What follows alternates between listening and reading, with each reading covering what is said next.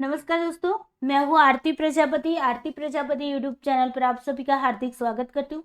दोस्तों, आज की इस वीडियो के अंदर हम बात करने वाले लॉजिकल रीजनिंग के आपके जो 2021 के पीवाईक्यूएस है उसके बारे में। ओके, जो कि हमने अभी तक आप लोगों को 116 पीवाईक्यूएस मैंने करवा दिए हैं 2021 के, और जो बाकी के बचे हैं ओके तो उनको यहाँ पर करने वाले टोटल मैंने 155 पीवाईक्यूएस की पीडीएफ आप लोगों को 7 जुलाई को टेलीग्राम चैनल पे सेंड किया हुआ है। ओके, तो उसी को हम यहाँ पर एक्सप्लेन कर रहे हैं, तो बने रहिए वीडियो के साथ। वीडियो को लाइक कर दीजिए, अपने दोस्तों को शेयर करना नहीं भूलना है।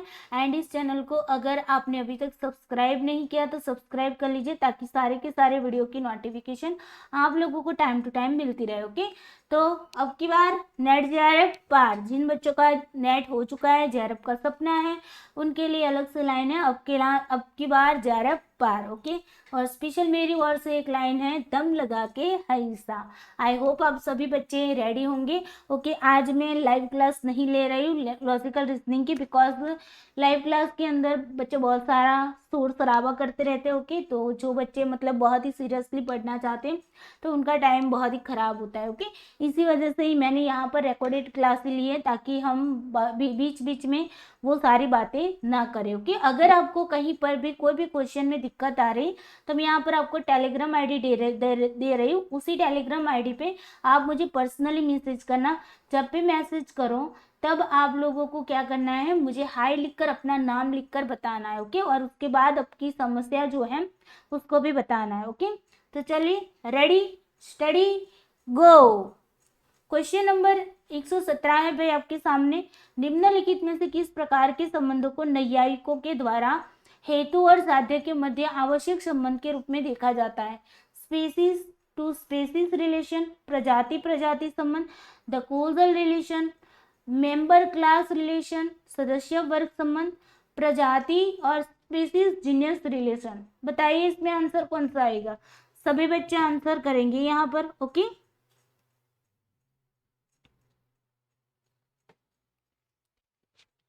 यस, तो यहाँ पर जब हम हेतु और साध्य के मध्य की आवश्यक संबंध की बात करते हैं तो वहां पर हम कोजल रिलेशन के लिए बात करते हैं, बिल्कुल, कि कोज रिलेशन, यहाँ पर कोजल रिलेशन होना चाहिए, धुएं के साथ आग का होना चाहिए, है ना। यस, तो हेतुक संबंध की यहाँ पर बात करते हैं।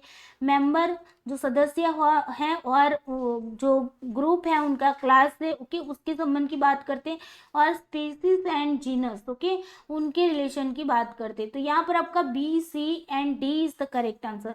जिन बच्चों ने थियरी वाली क्लास नहीं लगाई प्लीज थियरी वाली क्लास लगा लेना। कल ही मैंने टेलीग्राम चैनल पर सारी की सारी लॉजिकल रीजनिंग की क्लास वहां पर डाली हुई है। ओके, चलिए क्वेश्चन नंबर 118 करो। क्वेश्चन नंबर 118 कह रहा है, जहां धुआं होता है वहां आग भी विद्यमान होती है। जहां पर धुआं होता है वहां आग भी उपस्थित होती है। ओके, न्याय दर्शन के अनुसार उपयुक्त कथन के संदर्भ में निम्नलिखित में से कौन से कथन सही है? आग की उपस्थिति के बगैर धुएं का अस्तित्व नहीं हो सकता है। मतलब कि आग की उपस्थिति नहीं है तो धुएं का भी अस्तित्व नहीं है। आग से धुआं पैदा होता है, आग से धुआं पैदा होता है। ओके, सार्वभौम अग्नित्व सार्वभौम धुआंपन का कारक है। ओके, मतलब कि यूनिवर्सल फायरनेस यूनिवर्सल स्मोकनेस का कारण है। ओके, पूरे यूनिवर्सल के अंदर जो भी धुआं है उसका कारण पूरे यूनिवर्सल के अंदर अग्नि है, वो यहाँ बता रहा है। ओके, और चौथा है आपका, ये स्थापित करता है कि आग और धुआं के पैदा होने के बीच सहचर्य संबंध है। बताइए आंसर क्या होगा यहाँ पर? यस, तो यहाँ पर देखिए, आग की उपस्थिति के बगैर धुएं का अस्तित्व नहीं हो सकता है। जब हम ये कहते हैं कि जहां धुआं है वहां आग भी है ना, जहां धुआं है वहां आग भी विद्यमान है, अगर ये स्टेटमेंट हम रख रहे हैं तो इसका मतलब है कि जहां पर आग नहीं है वहां पर धुआं भी नहीं होगा, है ना। तो ये वाला तो स्टेटमेंट सही है। अब देखो, आग से धुआं पैदा होता है, भाई आग के कारण ही धुआं पैदा होता है, ये तो हम नहीं कह सकते ना, ऑल ओवरऑल नहीं कह सकते। ओके, हमने जो स्टेटमेंट रखा है उसके अकॉर्डिंग कह सकते हैं, लेकिन ऑल ओवरऑल यहाँ पर बताया गया है ना, तो आग से धुआं पैदा होता है ये गलत है। क्योंकि रेड आयरन बॉल को देख लो, है ना, गर्म लोहे का जो गोला होता है उसको देख लो, वो तो क्या होता है भाई, वो तो मतलब कि अग्नि तो उसके अंदर होती है लेकिन धुआं नहीं होता है ना। यस, तो आग से धुआं पैदा होता है ये नहीं कह सकते। हाँ, हम ये कह सकते हैं कि धुआं है, वहां पर आग है। ओके, तीसरा कह रहा है कि सार्वभौम, सभी जगह पर अग्नित्व है, तो उसको वो सर्वत्र मतलब कि पूरी यूनिवर्सल के अंदर जो धुआंपन है उसका वो कारक है। तो ये तो हम नहीं बता पाते भाई, पूरे यूनिवर्सल के अंदर जहाँ पर भी अग्नि होगी वहां पर धुआं होगा, ये तो हम नहीं बता पाते है ना, क्योंकि कहीं पर धुआं नहीं भी होता है और कहीं पर ऐसा भी होता है कि जैसे कि तालाब में उठने वाला धुआं होता है जो कि आग की वजह से नहीं उठता है। ओके, वो उसके एटमॉस्फेयर की वजह से उठता है। यस, इसी वजह से गलत है। और डी आपका है कि भाई ये स्थापित करें उनके बीच में साहचर्य संबंध है। कॉन्कोमिटेंस हमने आपको बताया था कि रिलेशन ऑफ कॉन्कोमिटेंस, ओके, या तो फिर universal concomitance, okay, universal relation of concomitance दिया हो या फिर रिलेशन ऑफ कॉन्कोमिटेंस दिया, मतलब सहचर्य संबंध है इनके साथ में। ओके, तो आग और धुएं के बीच में कैसे संबंध है, सहचर्य, सह, वो साथ में हमें दिखते हैं, इसी वजह से हम उस पर अनुमान लगा लेते। ओके, तो D is the correct answer, मतलब यहाँ पर डी यानी कि ए और डी दोनों सही है। ओके, तो यहाँ पर फर्स्ट वाला ऑप्शन जो है वो आपका करेक्ट है, A and D is the correct. Okay, चलो नेक्स्ट क्वेश्चन लगाते हैं, क्वेश्चन नंबर 119 करो। न्याय दर्शन में अनुमान के 5 चरणों में से किस चरण में सभी 3 पद संश्लेषित होते हैं। बहुत बार मैंने समझाया कि तीनों टर्म्स, जहाँ पर 3 टर्म्स कौन से, पहला माइनर टर्म, फिर आपका मेजर टर्म, ओके, और तीसरा है आपका मिडल टर्म। ओके, माइनर को बोलते हैं पक्ष, मेजर को बोलते हैं साध्य, और मिडल को बोलते हैं हेतु, या तो फिर हम उसको कारण भी बोलते हैं। ओके, यस, तो ये तीनों के तीनों टर्म्स कौन से पद के अंदर, मतलब कौन से चरण के अंदर तीनों के तीनों टर्म्स का यूज होता है। तो यहाँ पर उपनया, निगमना, उदाहरण या हेतु, बताइए। यस, तो यहाँ पर आंसर क्या आएगा, उपनया इज द करेक्ट आंसर। देखिए सबसे पहले हम क्या करते हैं, प्रतिज्ञा बनाते हैं ना, प्रतिज्ञा, प्रतिज्ञा लिखो या प्रतिज्ञा लिखो, ओके, जो भी है, प्रतिज्ञा बनाते हैं। तो प्रतिज्ञा के अंदर हम क्या कहते हैं, पर्वत पर आग है, पर्वत पर क्या है, आग है ना, पर्वत पर आग है, ये हमने कह दिया। अब यहाँ पर पर्वत क्या है हमारा, माइनर टर्म है, आग है हमारा क्या है, मेजर टर्म है। मतलब कि प्रतिज्ञा के अंदर क्या क्या टर्म्स आएंगे, माइनर आएगा एंड मेजर आएगा, ध्यान रखना है। ओके, ये भी पूछा जा सकता है। यस, उसके बाद प्रतिज्ञा के बाद क्या आता है, हेतु आता है। हमने आपको फोन याद करवाया हुआ है ना, फोन। यस, तो यहाँ पर हेतु, हेतु क्या है, हम रीजन दे रहे हैं, कारण दे रहे हैं, क्योंकि क्योंकि वहां क्या है भाई, धुआं है, धुआं है, ये हमने बता दिया, क्योंकि वहां पर धुआं है। वहां मतलब क्या होता है, पर्वत पर। ओके, क्योंकि वहां धुआं है, वहां का मतलब पर्वत के कंटेक्स्ट में बता रहे हैं। ओके, तो यहाँ पर वहां मतलब हमने पर्वत कहा है, तो पर्वत हमारा क्या है, माइनर टर्म है। यस, धुआं हमारा क्या है, धुआं हमारा मिडल टर्म है। क्या है भाई, मिडल टर्म है। मतलब कि यहाँ पर क्या आएगा भाई, माइनर टर्म आएगा एंड मिडल टर्म आएगा। ओके, मिडल टर्म आएगा, क्लियर। धुआं क्या है हमारा, मिडल टर्म। ओके, उसके बाद आते हैं हम उदाहरण, उदाहरण है ना, उदाहरण में हम एग्जाम्पल देंगे। जैसे कि यहाँ पर हम उदाहरण क्या देंगे कि रसोई घर में, रसोई घर में हमने क्या देखा था भाई, रसोई घर में हमने राशि को नहीं देखा था भाई, तो किसको देखा था, रसोई घर में हमने धुएं के साथ, धुएं के साथ किसको देखा, आग को देखा था, आग को देखा था, है ना, देखा था।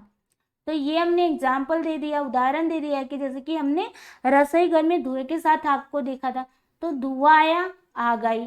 धुआं क्या है हमारा, मिडल टर्म है। यस, आग हमारा क्या है, मेजर टर्म है। तो यहाँ पर क्या आएगा भाई आपका, देखो मिडल एंड मेजर आएगा। अब उसके बाद उपनया की बात करते हैं। उपनया, उपनया के अंदर हम क्या बताते हैं भाई, उपनया के अंदर हम बताते हैं कि धुएं, जहां जहां धुआं होता है वहां वहां आग होती है, जहां जहां क्या होता है, धुआं होता है वहां वहां आग होती है, इसलिए यहाँ पर पर्वत पर, इसलिए ओके। और यहाँ, अच्छा यहाँ क्या है भाई, पर्वत पर, यानी कि यहाँ यानी कि पर्वत पर, पर्वत पर क्या है भाई, धुआं है ना, पर्वत पर क्या है, धुआं है, धुआं है। ओके, ये स्टेटमेंट दे दिया कि जहां जहां धुआं होता है वहां वहां आग होती है, उदाहरण में हमने देख लिया। तो यहाँ पर पर्वत पर क्या है, धुआं है। ओके, तो यहाँ पर क्या होगी भाई, इसीलिए यहाँ पर निगमन निकालेंगे, निष्कर्ष निकालेंगे, निष्कर्ष हो जाएगा कि इसलिए, देयरफॉर जिसको बोलते हैं, इसलिए पर्वत पर क्या है भाई, पर्वत पर आग है ना। यस, तो जो स्टेटमेंट आपने प्रतिज्ञा में रखा था वही स्टेटमेंट आप निगमन में रख रहे हैं। तो मतलब यहाँ पर क्या होगा, जो प्रतिज्ञा में आएगा वही आपका यहाँ पर निगमन में आएगा। पर्वत हमारा माइनर टर्म है एंड आग हमारा क्या है, मेजर टर्म है। अब देखो यहाँ पर उपनया के अंदर, देखो उपनया के अंदर पर्वत भी आया, धुआं भी आया और क्या है भाई, आग भी आई, तीनों के तीनों टर्म्स आए। तो middle, minor and major, clear, ये तीनों के तीनों टर्म्स किस में आएंगे, आपके उपनया के अंदर आएंगे। क्लियर, आई होप यहाँ पर क्लियर हुआ होगा। चलिए, तो यहाँ पर प्रश्न भी आपका यही पूछा गया था, तीनों पद किस में आ जाते हैं, तो उपनया में। इसमें मिडल भी आएगा, माइनर भी आएगा एंड मेजर भी आएगा। निगमना में हमने क्या बताया, निगमना में हमारा माइनर टर्म आएगा पर्वत एंड आपका मिडल टर्म आएगा, है ना, मिडल टर्म। उदाहरण में क्या आएगा भाई, उदाहरण के अंदर हमने क्या बताया कि भाई रसोई घर में धुएं के साथ आग थी, आग हमारा क्या है भाई, मेजर टर्म है, मेजर, है ना, एंड धुआं हमारा मिडल टर्म है। ओके, हेतु के अंदर हम, क्योंकि वहां पर क्या है, आग है, वहां पर धुआं है, क्योंकि वहां पर धुआं है, तो वहां मतलब पर्वत होता है, तो माइनर टर्म हो गया एंड धुआं आपका क्या है, मिडल टर्म है। क्लियर, तो ये आपको बना के रखना है आपके मतलब नोटबुक के अंदर। अभी एक कौन सा बाकी रह गया, प्रतिज्ञा, तो प्रतिज्ञा का भी लिख लीजिए, प्रतिज्ञा का लिखो। यहाँ पर क्या आएगा, जो निगमन में जाएगा वही वहां पर जाएगा, minor and middle. Okay, clear, चलो, तो first is the correct answer. Question number 120 करो। दो स्टेटमेंट दिए हैं। स्टेटमेंट 1 कह रहा है कि न्यायशास्त्र की अद्भुत विशेषता उदाहरण है, और वह इस सत्य को उदाहरण स्पष्ट करता है कि सार्वभौमिक मुख्य आधार वाक्य वास्तविक आगमन का परिणाम है। ओके, जो भी वास्तविक इंडक्शन होता है उसका ये मुख्य आधार होता है आपका उदाहरण। स्टेटमेंट 2 कह रहा है कि अनुमान की नैयायिक अवधारणा में आगमन कार्य कारण भाव के नियमों पर आधारित होते हैं। इंडक्शन जो होता है वो आपका क्या है, कार्य कारण, कोजल रिलेशन कहते हैं ना, यस, कोज इफेक्ट रिलेशन, यस। तो कार्य कारण भाव के नियमों पर आधारित होता है, और आगमन और निगमन को सही मायनों में अलग नहीं किया जा सकता। मतलब आगमन निगमन को हम अलग नहीं कर सकते, उसको एक ही तरह से, एक ही में मतलब कि उसको एक्सेप्ट कर सकते हैं। ओके, ये बताया जा रहा है। बताइए इसका आंसर। यस, तो यहाँ पर दोनों के दोनों स्टेटमेंट आपके क्या है, सही है। ओके, न्यायशास्त्र की अगर अद्भुत विशेषता हम देखते हैं तो उदाहरण देखते हैं। उदाहरण के अंदर हमें वास्तविक आगमन का परिणाम मिल जाता है। ओके, हम उदाहरण देते हैं तब हम पर्टिकुलर चीजों को देख देख कर एक जनरलाइज करने के लिए हम एक उदाहरण दे देते हैं, है ना। तो ये सही बात है। और स्टेटमेंट 2 जो है वो आगमन कार्य कारण भाव के नियमों पर आधारित होता है ना। तो आगमन और निगमन को हम सही मायनों में अलग नहीं किया जा सकता, दोनों को साथ में ही रखा जाता है। ओके, हमने कोई प्रतिज्ञा, हमने कोई चीज को, पर्टिकुलर चीजों को देख देख कर एक जनरलाइजेशन किया। अब इसी जनरलाइजेशन को हम दोबारा से चेक करेंगे, और कैसे करेंगे, पर्टिकुलर चीजों पर जाके करेंगे, तब जाके आपका एक कोई नियम बन सकता है ना। तो ये जो आपने बनाया वो क्या था, इंडक्शन के बेस पर था, आगमन के बेस पर था, और ये जो बनाया वो आपका क्या था, निगमन के बेस पर था। ओके, और तब जाके एक पूरा का पूरा आपका नियम बनता है। ओके, तो यस, तो यहाँ पर first is the correct answer. चलिए आगे देखते हैं। क्वेश्चन नंबर 121 है, इन विशेषताओं के साथ सारे जानवर या तो गबल है या महिष इस जानवर के पास वे विशेषता है और और यह गवल नहीं है, इसलिए यह महिष है। न्याय शाखा के अनुसार यह युक्ति दृष्टांत द्वारा निम्नांकित में से किस प्रमाण को समझाती है? देखो यहाँ पर बताया जा रहा है कि सारे जानवर जो है ना, सारे जानवर या तो गवल, जानवर को ही गवल कहा है, ओके, या तो गवल है, ओके, सारे जानवर या तो गवल है या तो वो क्या है, या वो महिष है, वो क्या है, महिष है, ओके, यस। महिष का मतलब यहाँ पर क्या होता है, बफेलो, भैंस है, भैंस, ओके, हो सकता है यहाँ पर भैंस वर्ड दिया हो, ओके, कोई बात नहीं, यहाँ पर बफेलो दिया हुआ है, ओके। तो यहाँ पर बताया जा रहा है या तो वो गवल है या तो फिर भैंस है, ओके। अब देखो इस जानवर के पास वे विशेषता है, इस जानवर के पास कोई एक जानवर है, उसके पास, इस जानवर के पास वे विशेषता है, वे विशेषताएं हैं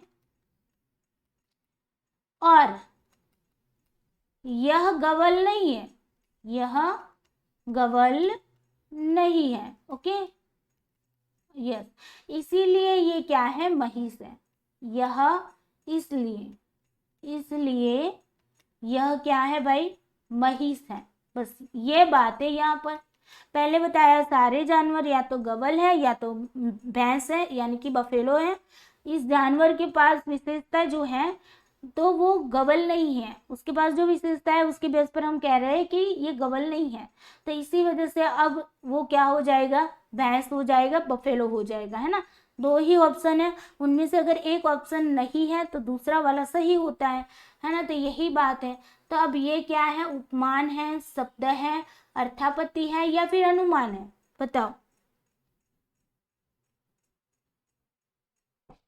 यस, तो यहाँ पर आंसर क्या आएगा आपका, उपमान इज द करेक्ट आंसर। हम यहाँ पर कंपेयर करके देखते हैं, सारे जानवरों को कंपेयर किया, या तो वो गवल है या तो वो भैंस है ना। फिर हमने पर्टिकुलर चीजों पर गए और हमने देखा कि ये तो गवल नहीं है। कैसे पता चला, कि उनके अंदर समानता को देखने की कोशिश की कि भाई ये जो, मान लो कि ये एक जानवर है, तो इस जानवर को हमने दो कैटेगरी में बांटा था, तो उन दोनों कैटेगरी में उसको देखा कि क्या ये गवल है, गवल की कैटेगरी में आता है या भैंस की कैटेगरी में आता है, बफेलो की कैटेगरी में आता है।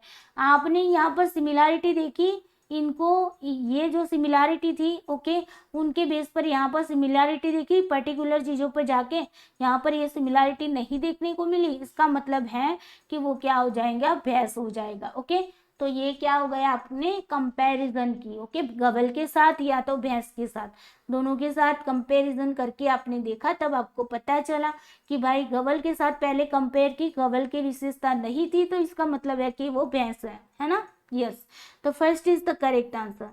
चलिए नेक्स्ट क्वेश्चन लगाओ। क्वेश्चन नंबर 122 है, अनुमान जब ऐसे हेतु पर आधारित होता है जो साध्य से केवल धनात्मक रूप से संबंधित हो, और जब हेतु तथा साध्य के बीच व्यक्ति का ज्ञान केवल उनकी साझा उपस्थिति के आधार पर हो, उसे क्या कहा जाता है। बस वर्ड को पकड़ना था, आंसर लाना था। पॉजिटिवली जहां पर रिलेटिव है, कोई भी आपका मेजर टर्म है, ओके, और हेतु और साध्य के बीच में व्यक्ति का ज्ञान केवल उनकी साझा उपस्थिति के आधार पर ही हो।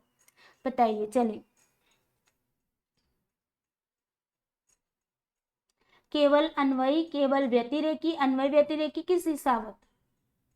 तो यहाँ पर समझते हैं, केवल अन्वयी में क्या होता है, पॉजिटिवली रिलेटिव होता है, ओके। पॉजिटिवली हेतु जो होता है ना, वो साध्य के साथ कैसे होता है, यहाँ पर मिडल टर्म जो है, मिडल टर्म मतलब आपका हेतु, मिडल टर्म जो है वो आपके भाई मेजर टर्म के साथ, मेजर मतलब साध्य, मेजर टर्म के साथ कैसे होता है, पॉजिटिवली रिलेटिव होता है, पॉजिटिवली रिलेटेड होता है, ओके, रिलेटेड होता है। और केवल व्यतिरेकी में क्या होगा, नेगेटिवली होगा, ओके, नेगेटिवली, यस, नेगेटिवली। यहाँ पर मिडल टर्म मेजर टर्म के साथ, सॉरी, मेजर टर्म के साथ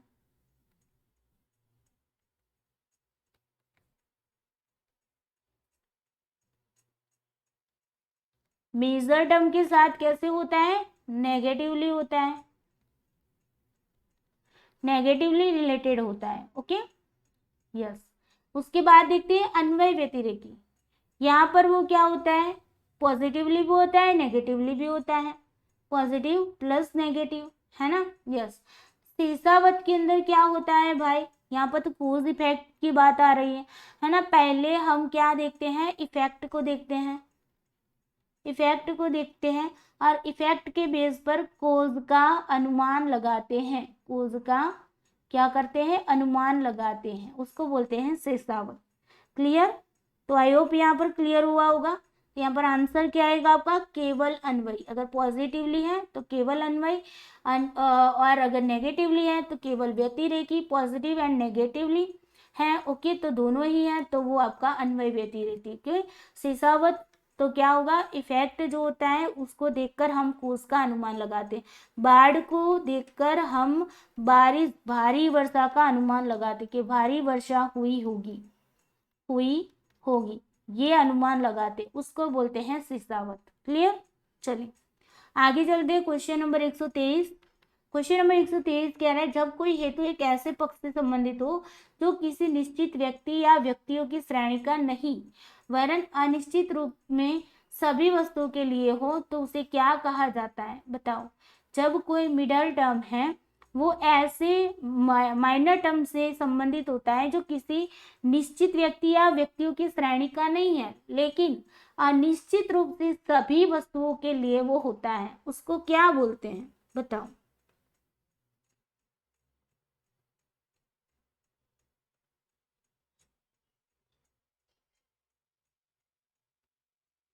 यस। तो यहाँ पर आंसर क्या आएगा आपका, यहाँ पर आपका आंसर आएगा अनुपसंहारी सव्य विचार। ओके, ये क्या आएगा, अनुपसंहारी सव्य विचार। तो ये भी साधारण सव्य विचार, असाधारण सव्य विचार और अनुपसंहारी सव्य विचार, ये भी आपको यहाँ पर ध्यान रखना है। साधारण सव्य विचार में क्या होता है भाई, तो वो पक्ष मतलब सपक्ष में होता है ओके, और विपक्ष में भी होता है। और साधारण के अंदर सपक्ष में भी नहीं होता है, विपक्ष में भी नहीं होता है ना।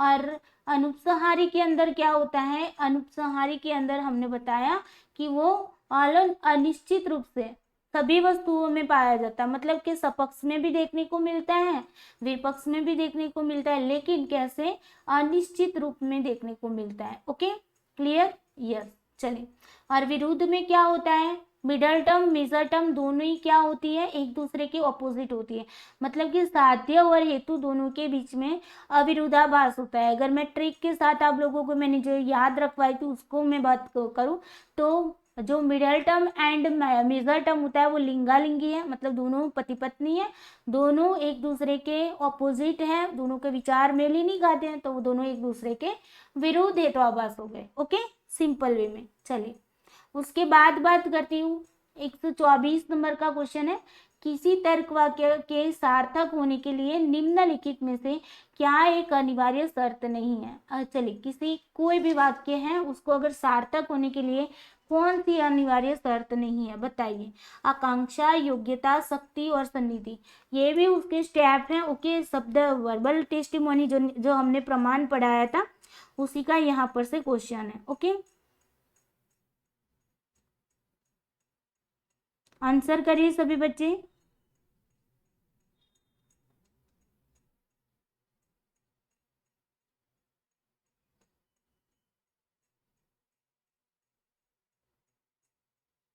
यस, तो यहाँ पर क्या आएगा, शक्ति इज द करेक्ट आंसर। क्यों भाई, हमने आयोसाता ये बनाकर भी आपको याद रखवाया था। आयोसाता, आ का मतलब है आकांक्षा, यहाँ पर क्या होगा, आकांक्षा।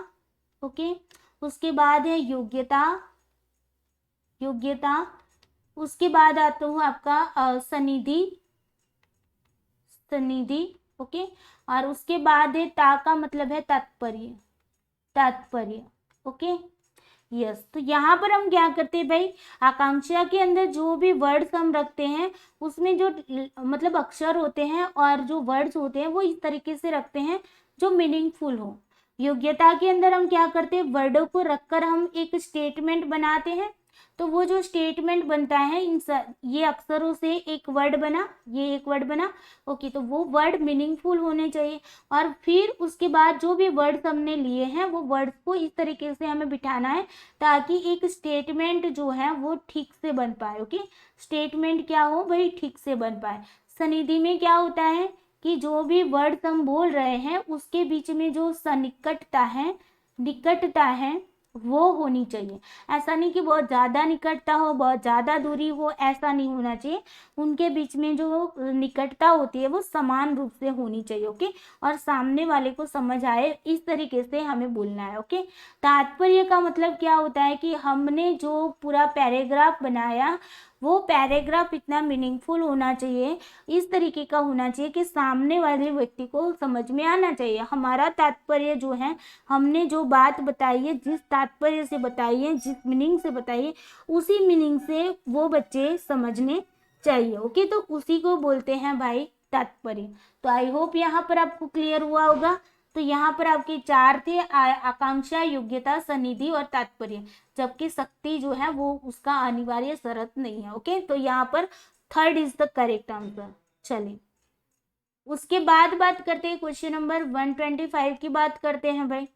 तो क्वेश्चन नंबर 125, जब कतिपय मामलों में हेतु का संबंध साध्य से हो और कुछ दूसरे मामलों में साध्य के अभाव से हो तो इसे कौन सा हेत्वाभास कहते हैं, बताइए। जब हमारे पास ऐसे कोई मामले हैं जहां पर हमारा जो मिडल टर्म है उसका संबंध साध्य से मतलब कि मेजर से है, और कुछ मामलों में क्या होता है कि मेजर टर्म जहां पर नहीं है वहां पर भी उसका, उनके अभाव में भी उनका अस्तित्व हमें देखने को मिलता है, तो उसको हम कौन सा फैलेसी कहेंगे, ओके। हेत्वाभास कहेंगे, सॉरी फैलेसी नहीं, हेत्वाभास कहेंगे, ओके। चलिए इसका आंसर करिए सभी बच्चे।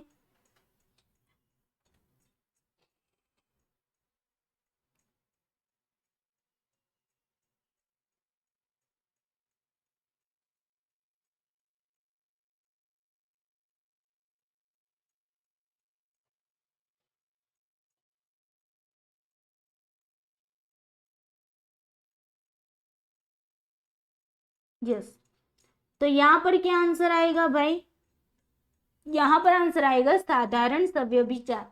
देखिए यहाँ पर फिर से दोबारा से 4 आए। साधारण सव्यभिचार अगर मैं यहाँ पर आपको थोड़ा सा समझा देती हूँ, ओके, जस्ट वेट, एक मिनट रुकिए, ओके। मैं जितने भी हेत्वाभास है ना उसको यहाँ पर आपको एक्सप्लेन कर देती हूँ, क्योंकि बहुत सारे बच्चों का यहाँ पर कल भी बोल रहे थे कि मैम हेत्वाभास हमें समझ नहीं आ रहा, तो हम इसको शॉर्ट में आपको समझा देते हैं। थोड़ा सा वेट करिए, ओके, एक मिनट।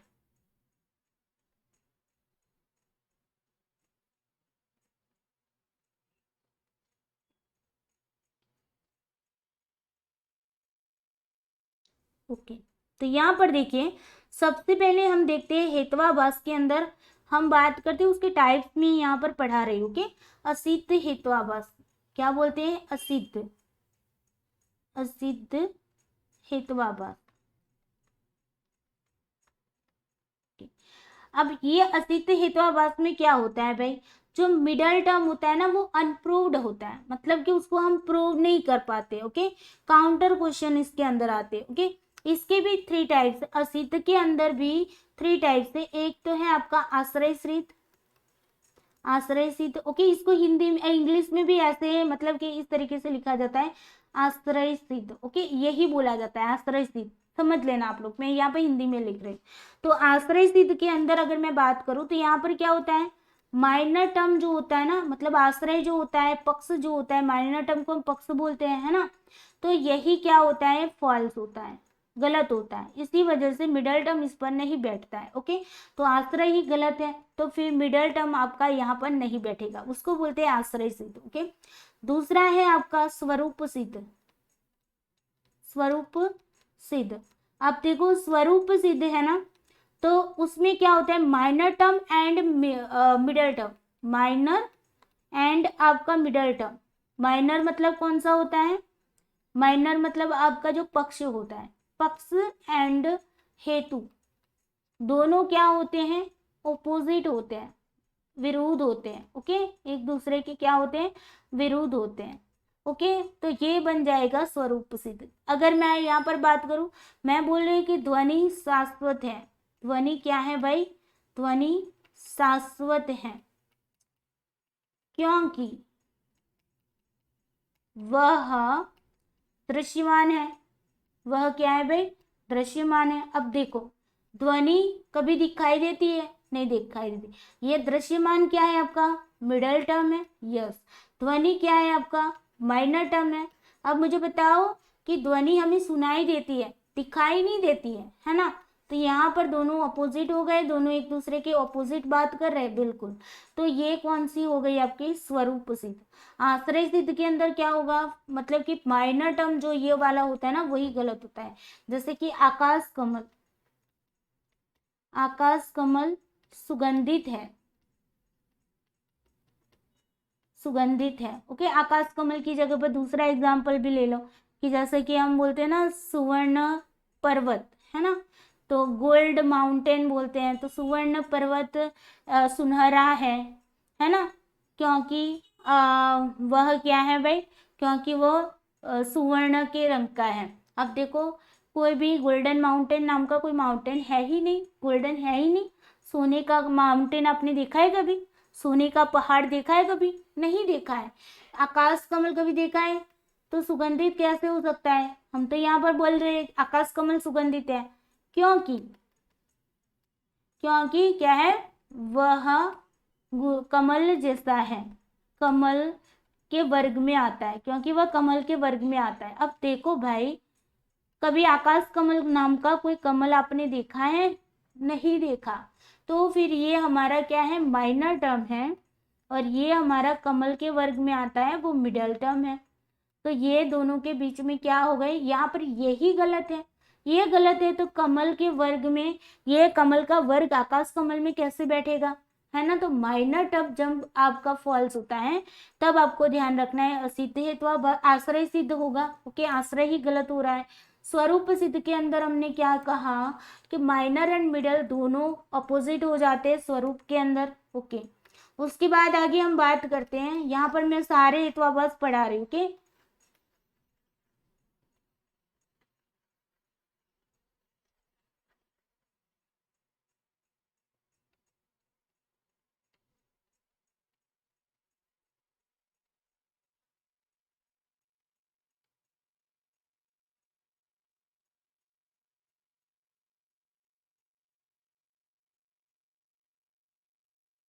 चलिए अब देखते हैं। तीसरे नंबर पर अगर मैं बात करूं, असिद्ध हेतुआभास के ही ये टाइप है। ओके, तीसरा है व्याप्तव्य, व्याप्तव्य। ओके, या तो व्याप्तव सिद्ध। ओके, व्याप्तव सिद्ध हेतुआभास। अब ये हेतुआभास क्या कहते हैं, ये हेतुआभास ये कहता है, ये व्याप्तव्य सिद्ध कब होगा, जब हमारे पास, हम क्या करते हैं भाई, डिस्ट्रीब्यूट टू अनडिस्ट्रीब्यूट हम जाते हैं, है ना। लेकिन जब हम डिस्ट्रीब्यूट टू अनडिस्ट्रीब्यूट जाते हैं तो वो तो सही है, लेकिन जब हम अनडिस्ट्रीब्यूट टू डिस्ट्रीब्यूट जाएंगे तो ये गलत हो जाएगा। ओके, तब आपका ये व्याप्तव्य सिद्ध हेतुआभास हो जाएगा। ओके, मतलब व्याप्त हो जाता है, जो मिडल टर्म है ना वो व्याप्त हो जाता है। ओके, तो यहाँ पर हम क्या करें भाई, स्मोक, स्मोक टू फायर जाएंगे, है ना, स्मोक टू फायर जाएंगे, लेकिन फायर टू स्मोक कभी नहीं जाया जाता। ओके, फायर टू स्मोक कभी भी नहीं जाया जाता। ओके, तो यहाँ पर आपका यूनिवर्सल वाला हम याद करते हैं, यूनिवर्सल अफर्मेटिव। ओके, अफर्मेटिव मतलब ए तर्क वाक्य की बात हो रही है, आदू की बात हो रही है। Okay, clear. यस, अगर आदू में हम डिस्ट्रीब्यूट टू अनडिस्ट्रीब्यूट जाएंगे तो कोई दिक्कत नहीं है, लेकिन जब हम अनडिस्ट्रीब्यूट से डिस्ट्रीब्यूट चले जाएंगे तो यहाँ पर आपका हेतुआभास बन जाएगा व्याप्तव्य सिद्ध हेतुआभास। ओके, ध्यान रखना ये बात। चलिए उसके बाद आगे बात करते हैं। ये तीन आपके टाइप किसके हो गए, असिद्ध हेतुआभास के। टोटल 5 हेतुआभास है। ओके, तो पहला असिद्ध हेतुआभास हमारा कंप्लीट हो गया। दूसरा नंबर का याद रखो, सव्य विचार। क्या है, सव्य विचार हेतुआभास, सव्य विचार। सव्य विचार हेत्वाभास जिसको डेविएशन भी बोला जाता है, ओके, डेविएशन हेत्वाभास भी बोला जाता है। इरेग्युलर मिडल टर्म, इरेग्युलर, यहाँ पर टर्म्स याद रख लेना, इरेग्युलर मिडल टर्म, मतलब यहाँ पर मिडल टर्म जो होगा ना वो इरेग्युलर होगा, निश्चित रूप से नहीं होगा कि भाई इसको यहाँ पर बैठना है वहीं पर ही बैठेगा।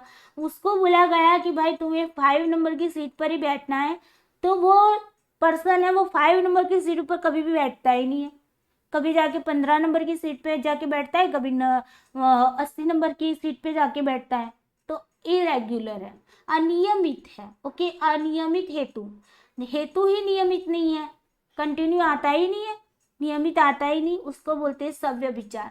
सव्य विचार की मैं अगर बात करूं, ओके, सव्य विचार की अगर मैं बात करूं तो उसके अंदर भी टाइप्स है, उसके 3, कितने टाइप्स है, उसके 3 टाइप्स है, ओके।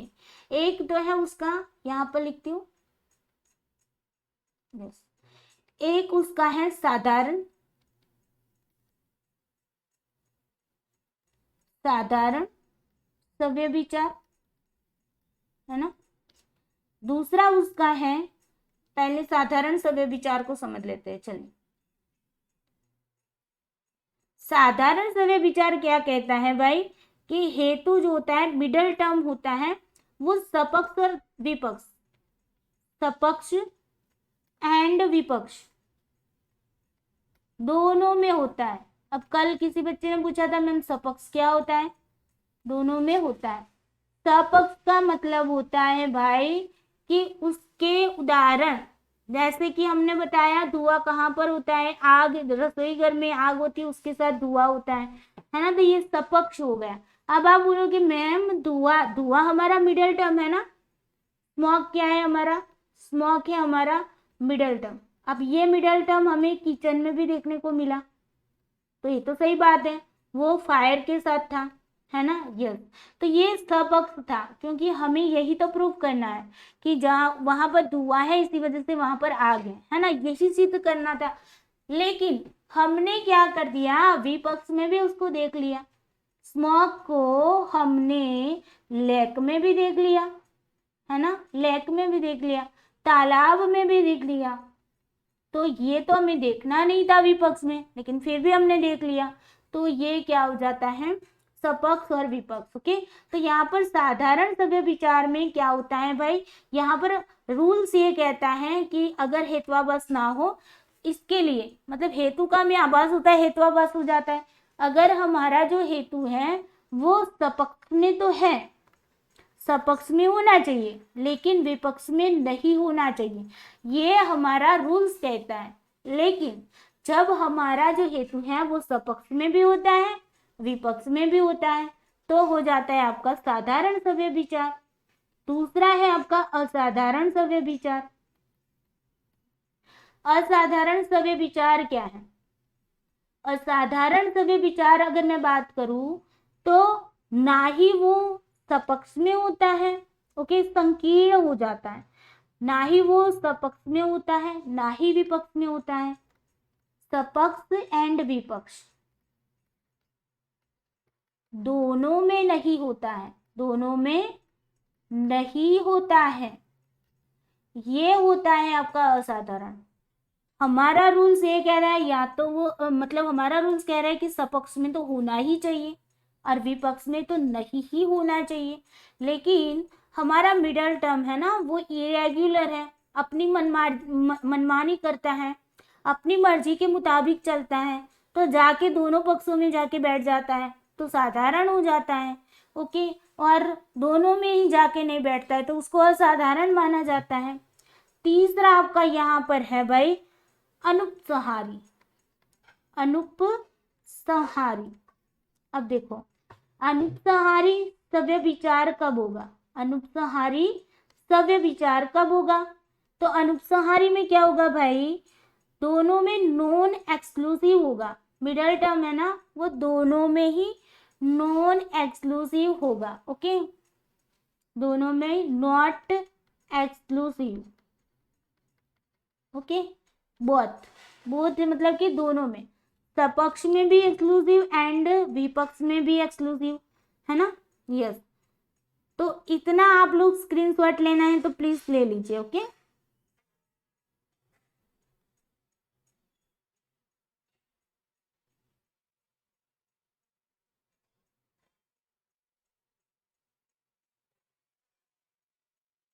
Yes, okay.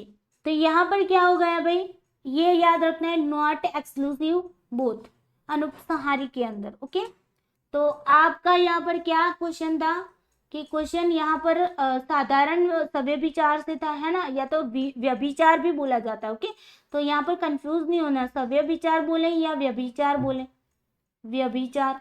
ओके, दोनों चीज एक ही है, याद रखना है। ओके, अब देखो, हेतु जो है, हेतु का संबंध साध्य से भी हो और कुछ मामलों में साध्य के अभाव से भी हो, मतलब विपक्ष में भी हो, है ना। जहां पर आग नहीं है वहां पर भी हमें धुआं दिखता है, और जहां पर आग है वहां पर भी धुआं दिखता है, तो उसको बोलेंगे साधारण सव्य विचार।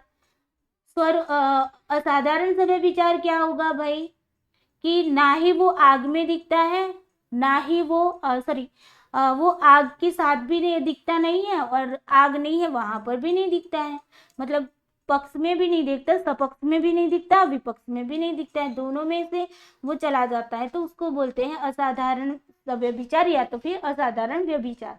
अनुपसंहारी में क्या बताया हमने आपको कि नॉट एक्सक्लूसिव, दोनों मतलब बोथ के अंदर सपक्ष और विपक्ष दोनों में एक्सक्लूसिव कर ही नहीं रहा, है ना, दोनों में एक्सक्लूसिव कर ही नहीं रहा, सपक्ष और विपक्ष दोनों के अंदर। ओके, विरोध हेत्वाभास किसको बोला था मैंने, मेजर टर्म माइनर टर्म दोनों एक दूसरे से क्या, मेजर टर्म मिडल टर्म एक दूसरे के ऑपोजिट होते हैं। ओके, पहले ये दोनों समझ आ गए, असिद्ध हेत्वाभास सव्य विचार।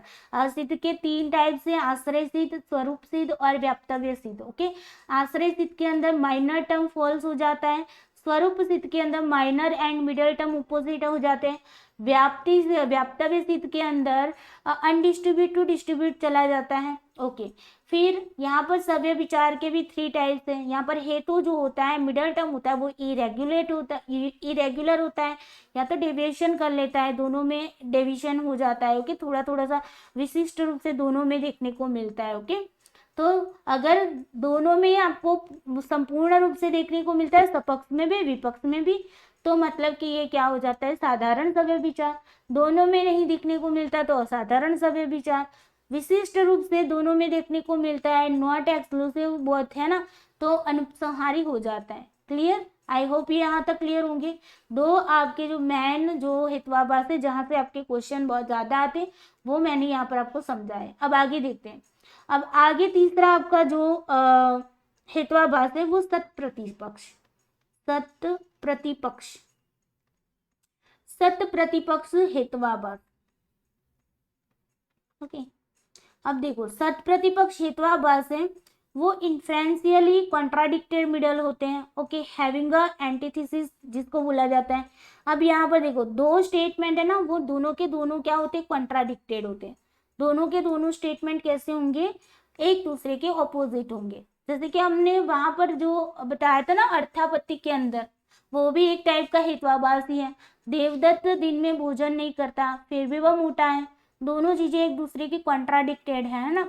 तो ऐसे जब हम बात करते हैं उसको बोलते हैं क्या भाई, सत प्रतिपक्ष हेत्वाभास। मतलब दोनों स्टेटमेंट जो है ना, दोनों स्टेटमेंट एक दूसरे, दो स्टेटमेंट दिए होंगे, दोनों के दोनों स्टेटमेंट एक दूसरे के क्या होंगे, ऑपोजिट होंगे, तो उसको बोलेंगे स्टेटमेंट से सत प्रतिपक्ष। याद रख लो, स से स याद रह सकता है ना, तो दो स्टेटमेंट्स होंगे वो दोनों क्या होंगे, एक दूसरे के ऑपोजिट होते हैं, तो उसको बोलते हैं सत प्रतिपक्ष हेत्वाभास। Clear, yes.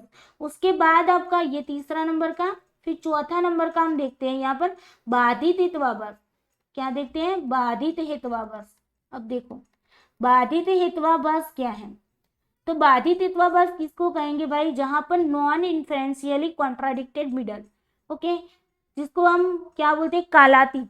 यहाँ पर आपको कभी कभी कालातीत भी दिया जाता है। ओके, कालातीत, समय के अधीन, ओके, स्थान के अधीन, समय के अधीन। ओके, कालातीत, miss time. Okay, miss time भी इसको बोला जाता है, मिस टाइम। ओके, अब इसको समझते हैं। यहाँ पर क्या होता है, major term in directly contradicted by perception. हम मेजर टर्म को जो है ना, मेजर टर्म उसको हम देखते हैं ना, तो हमें पता चल जाता है कि ये डायरेक्टली क्या हो रहा है भाई, कॉन्ट्राडिक्टेड हो रहा है, कॉन्ट्राडिक्टेड हो रहा है। ओके, कॉन्ट्राडिक्टेड हो रहा है। जैसे कि हम बोलते हैं ना कि आग ठंडी है। ओके, आग क्या है, आग ठंडी है ना, क्योंकि अब मैं यहाँ पर रीजन दे रही हूँ, क्योंकि वह ज्वलनशील है। अब देखो वह क्या है, ज्वलनशील है। बताओ ठंडी जो है, आग कभी ठंडी होती है, नहीं होती। हमें डायरेक्टली पता चल गया कि जो मेजर टर्म है ना, ये मेजर टर्म है, ठंडी मेजर टर्म है, ये माइनर टर्म है, एंड ये क्योंकि के बाद का जो आता है वो आपका मिडल टर्म है ना। यहाँ से पता चल जा रहा है कि ठंडी जो है वो आपकी डायरेक्टली बाधा उत्पन्न कर रही है। ओके, हेत्वाभास तक हमें जाने ही नहीं दे रही है, यहाँ से ही वो बाधित हो जा रही है ना। कभी भी आग ठंडी नहीं होती है। अब यहाँ पर अच्छा ज्वलनशील अगर लगा देते, चले इसको ना, ये वाली कौन सी फैले, ये कौन सा हेत्वाभास होगा, यहाँ पर मैंने जो बताया ये आपका क्या है भाई, बाधित हेत्वाभास नहीं है। ये कौन सा बनेगा, आग ठंडी है क्योंकि वह ज्वलनशील है। तो मेजर टर्म मिडल टर्म दोनों ही एक दूसरे के ऑपोजिट हो गए। ठंडा कभी भी ज्वलनशील नहीं होता है ना। तो ये आपका क्या है भाई, ये आपका विरुद्ध हेत्वाभास होगा। ये क्या होगा, विरुद्ध हेत्वाभास होगा, विरुद्ध हेत्वाभास। ओके, विरुद्ध हेत्वाभास। लेकिन अगर मैं यहाँ पर ज्वलनशील को हटा लेती हूँ और यहाँ पर शीतल है, क्योंकि वह शीतल है, ये मैं बता रही हूँ भाई, बताओ अभी भी कुछ आ सकता है। यस, आग और शीतल कभी हो सकती है, नहीं हो सकती। तो भी यहाँ पर आपका क्या है, कॉन्ट्राडिक्टेड हो रहा है। Minor term middle term contradicted होगा तो स्वरूप सीधा आ जाएगा। अभी भी आग ठंडी है क्योंकि वह और कुछ भी लगा लो यहाँ पर। ओके, कुछ भी मतलब कि वह गर्म है, कुछ भी लगा लो। ओके, तो वो क्या हो जाएगी, यहाँ से हमारा जो मेजर टर्म है ना, वो ही हमें हेतु तक नहीं पहुंचने देता। ओके, तो उसको बोलते हैं बाधित हेत्वाभास। क्या बोलते हैं, बाधित हेत्वाभास। मतलब मेजर टर्म डायरेक्टली हमें पता चल जाता है कि ये मेजर टर्म है ना, वो कॉन्ट्राडिक्टेड हो रहा है, कॉन्ट्राडिक्टेड हो रहा है। ओके, डायरेक्टली पता चल जाता है। ओके, तो उसको बोलते हैं बाधित हेत्वाभास। उसके बाद अब लास्ट है आपका पांचवा, विरुद्ध हेत्वाभास, जो कि मैंने आपको बताया था, है ना, विरुद्ध हेत्वाभास, सॉरी,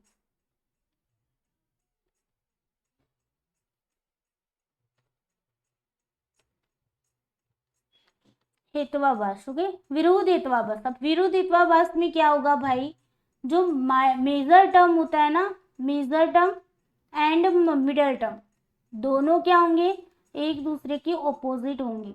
क्या होंगे, ऑपोजिट होंगे। ओके, उसको बोलते हैं विरुद्ध हेत्वाभास। अगर मैं यहाँ पर बता दूं कि भाई कौन सा एग्जांपल लिया था विरुद्ध हेत्वाभास के अंदर, यस, ध्वनि, ध्वनि क्या है भाई, ध्वनि नित्य है, ध्वनि क्या है, नित्य है। क्योंकि वह क्या है भाई, क्योंकि वह उत्पन्न होती है, उत्पन्न होती है। अब ये देखो यहाँ पर आपका देखो, ये माइनर टर्म है ना, ये माइनर है। नित्य क्या है आपका, मेजर टर्म है, यस। और उत्पन्न क्या है आपका, मिडल टर्म है। अब देखो समझो कि ध्वनि जो होती है वो उत्पन्न तो होती है, तो मतलब यहाँ पर स्वरूप सिद्ध तो है नहीं, है ना, माइनर मिडल का हेत्वाभास नहीं है बिल्कुल। मेजर कह रहा है नित्य है, नित्य मतलब कंटिन्यू, कभी भी रुकता नहीं, कभी भी खत्म नहीं होता, उसको बोलते हैं नित्य, है ना। लेकिन उत्पन्न जो होता है वो तो खत्म होता है, तभी तो वो उत्पन्न होता है। तो यहाँ पर middle term and major term की क्या है, ओपोजिशन हमें पता चल रही है कि दोनों क्या है, एक दूसरे के ओपोजिट है, तो उसको बोलेंगे विरुद्ध हेत्वाभास। ओके, अब आपको समझ आ गए होंगे, पांचों के पांचों हेत्वाभास मैंने आपको समझा दी। ओके, और फिर भी आप लोग ना, मैंने 7 जुलाई को जो PDF डाली उसके अंदर भी मैंने चार्ट के माध्यम से भी समझाया हुआ, उसके अंदर चार्ट डाला हुआ है हेत्वाभास के टाइप्स का। ओके, उसको भी एक बार पढ़ लेना। क्लियर, चलिए तो यहाँ पर हमारा आंसर जो था वो साधारण व्यभिचार था, क्योंकि वो साध्य में भी दिख रहा है, मतलब कि सपक्ष में भी दिख रहा है और विपक्ष में, मतलब साध्य के अभाव में भी हमें दिख रहा है। ओके, उसको बोलते हैं साधारण व्यभिचार। चलिए क्वेश्चन नंबर 126 करो। हेतु साध्य से इसके कारण के रूप में संबंध है और इसका पूर्व पद भी है। हम सभी पूर्व पद कारण ज्ञान से उस परिमाणिक प्रभाव तक पहुंचते, इसे क्या कहते हैं? चलिए, कारण के रूप में संबंधित है। ओके, हमारे पास क्या है? कोज है ना, हमारे पास कोज है, उसके बेस पर हम क्या करते हैं? उसकी इफेक्ट तक पहुंचते हैं। Okay, cause to effect. Okay, कारण से प्रभाव तक पहुंचते हैं। क्या होगा बताओ? पूर्वावत, शेषावत, सामान्य तो दृष्ट, या तो परार्थ अनुमान? बताइए।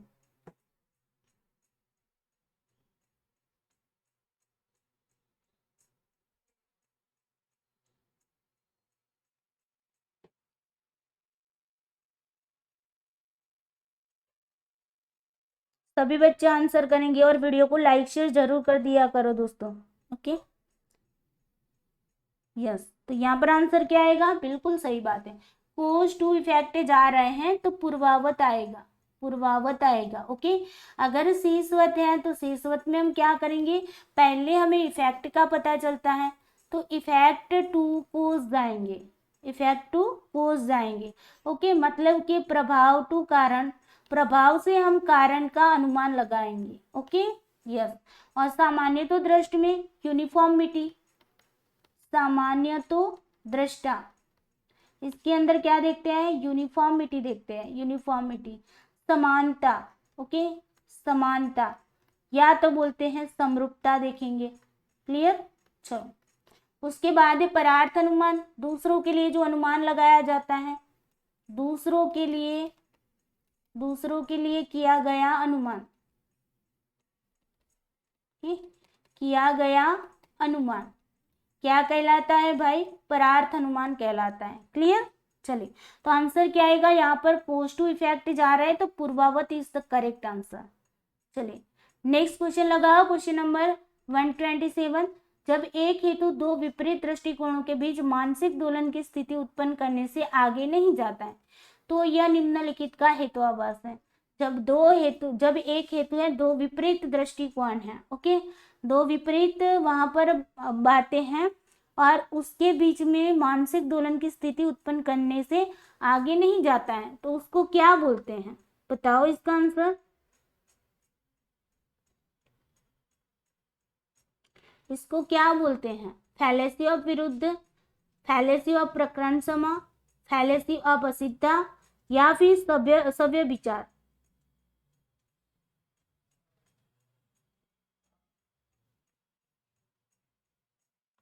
सभी बच्चे इसका आंसर करेंगे।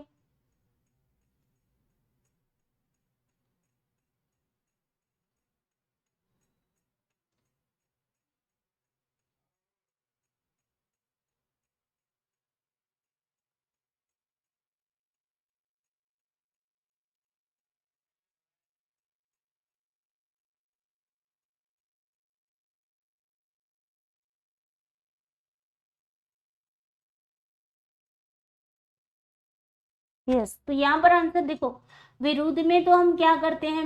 मेजर माइनर दोनों जो होते हैं, है ना, तो वो मतलब कि उसकी फैलेसी आती है ना, मतलब उसका हेतुआभास आ जाता है। ओके, उसके बाद अगर मैं यहाँ पर बात करूँ फैलेसी ऑफ असिद्ध, असिद्ध के अंदर तो हम असिद्ध हो जाता है, मिडिल टर्म हमारा असिद्ध हो जाता है ना। यस, और उसके बाद अगर मैं बात करूँ तो फैलेसी ऑफ सव्य विचार, सव्य विचार क्या होता है भाई? हेतु जो होता है पक्ष और विपक्ष के रिलेटेड हम उसको समझते हैं, है ना। यस,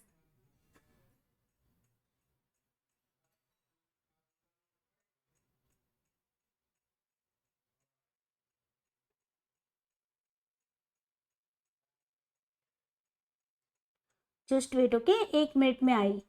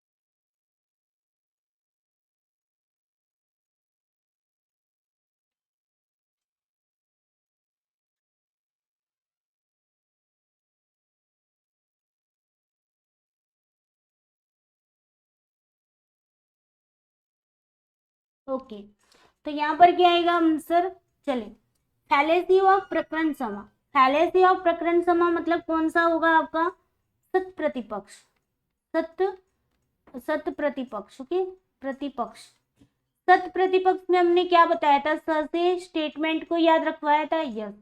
तो स्टेटमेंट जो होते हैं वो दोनों क्या होते हैं, कॉन्ट्राडिक्टेड होते हैं, है ना, कॉन्ट्राडिक्टेड होते हैं, यस, बस ये बात याद रखनी थी। ओके, तो फैलेसी ऑफ प्रकरण समा, प्रकरण समा को हम सत प्रतिपक्ष भी बोलते हैं, ध्यान रखना है। ओके, तो यहाँ पर दो विपरीत दृष्टिकोण होते, यहीं से समझ आता था अगर आपने देखा होता तो, है ना, दो अलग अलग यहाँ पर व्यूज दिए हुए थे, तो दो स्टेटमेंट अलग अलग होंगे, उन्हीं को व्यूज बोल देंगे, है ना, यस। तो प्रकरण समा इस क्या होता है, सत प्रतिपक्ष। Okay, clear, yes. चलिए नेक्स्ट क्वेश्चन लगाओ, क्वेश्चन नंबर 128। ओके, सूर्य गतिशील है, किसी अन्य गतिशील वस्तु की भांति इसकी अवस्थिति परिवर्तित होती है, अनुमान का यह उदाहरण किसका प्रतिनिधित्व करता है। देखिए सूर्य क्या है, गतिशील है ना, और किसी अन्य गतिशील वस्तु की भांति इसकी अवस्थिति क्या होती है, परिवर्तित होती है। तो ये अनुमान कौन सा होगा बताओ, पूर्वावत होगा, शीर्षावत होगा, सामान्य दृष्ट होगा या पक्षता होगा।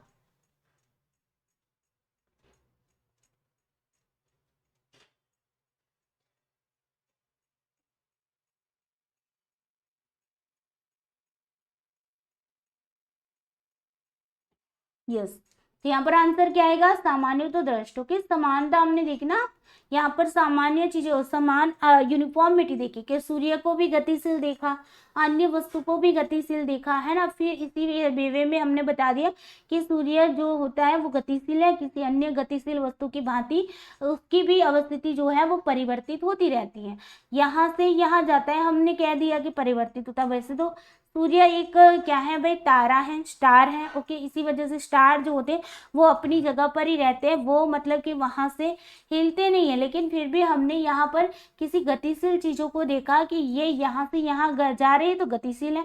तो हमने, हमारी पृथ्वी जो है ना वो गोल गोल घूमती रहती है अपनी दूरी पर, है ना, इसी वजह से हमारा सूर्य हमें पूर्व में दिख रहा था, फिर शाम को हमने देखा तो हमारी पृथ्वी घूमती घूमती यहाँ पर आई, हम यहाँ पर आ गए, तो हमने देखा कि हमारा सूर्य कौन सी ओर आ गया है, पश्चिम की ओर आ रहा है, और हमने बता दिया कि हाँ भाई ये भी जो गतिशील चीजें होती है उसकी की तरह वो परिवर्तित होता है। ओके, तो ये सामान्य तो दृष्ट हो गया, हमने यूनिफॉर्मिटी देखी इसके अंदर। ओके, यस, चलिए उसके बाद बात करते हैं क्वेश्चन नंबर 129।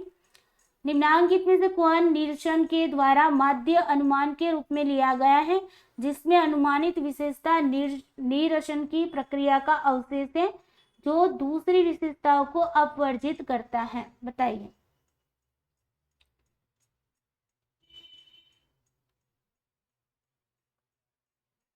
यस, तो यहाँ पर क्या होती है, अवशेष वर्ड को पकड़ना था, अवशेष की बात हो रही है, अवशेष किस में जाता है, शेषावत के अंदर हमने बात की थी, है ना। तो second is the correct answer, बस वर्ड के बेस पर ही आपको आंसर पता चलता है, अगर स्टेटमेंट भी समझ नहीं आता तो भी कोई बात नहीं थी, है ना, लेकिन आपको अगर वर्ड आपने पकड़ लिया होता तो भी आंसर आ जाता। चलिए क्वेश्चन नंबर 130। न्यायिकों के न्याय वाक्य में अनुमान के निम्नलिखित में से किस चरण में तीनों पद संलिष्ट हैं, दोबारा से आया, उदाहरण, उपनया, हेतु, निगमना। देखो थोड़ा सा घुमा फिरा के यहाँ पर ऑप्शन को चेंज कर दिया है, क्वेश्चन तो वही का वही है ना। यस, क्या आएगा आंसर यहाँ पर, उदाहरण में हमने क्या देखा था, major term and middle term, है ना, मेजर एंड मिडल साथ में रहते थे। उपनया के अंदर हमने बताया था माइनर, मेजर एंड मिडल, तीनों के तीनों आते हैं उपनया के अंदर। यस, तो second is the correct answer. हेतु के अंदर क्या था भाई, हेतु के अंदर माइनर एंड मिडल।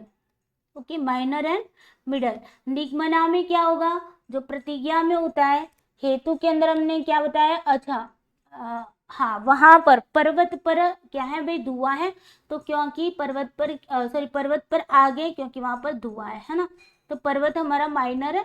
निगमन में हमने क्या बताया कि पर्वत पर आग है, क्या है, पर्वत पर आग है, मतलब कि माइनर एंड मेजर होता है, माइनर एंड मेजर होता है। ओके, तो इस तरीके से ये आपका होता है, इसको आपको याद रखना है। ओके, और याद करवाया था हमने प्रतिज्ञा के अंदर।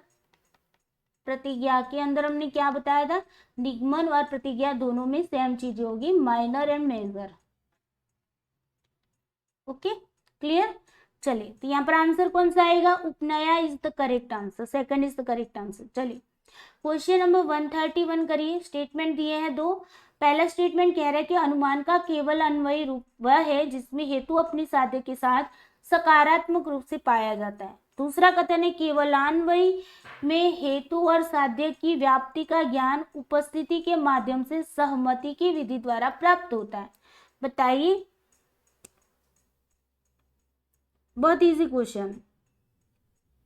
यस, तो दोनों के दोनों स्टेटमेंट क्या है, सही है। हमने केवल अन्वयी के बारे में बताया था, साधा हेतु और साध्य जो होता है वो सकारात्मक रूप से संबंधित होते हैं, मतलब कि दोनों की उपस्थिति होती है ना। यस, तो दोनों सकारात्मक रूप से होते हैं। तो यहाँ पर भी यही है, सम्मति की विधि की बात हो रही है उपस्थिति के माध्यम से। ओके, तो ये भी सही है। तो दोनों के दोनों स्टेटमेंट आपके सही है, first is the correct answer. चलिए, क्वेश्चन नंबर 132 लगाओ। न्याय विचार पद्धति में निम्नलिखित में से कौन से प्रमाण मान्य है। न्याय विचार पद्धति के बारे में बताया है। न्याय स्कूल जो है आपका न्याय दर्शन है, उसके अकॉर्डिंग आपको बताना है न्याय दर्शन ने कौन कौन से प्रमाण को एक्सेप्ट किया है, बताइए।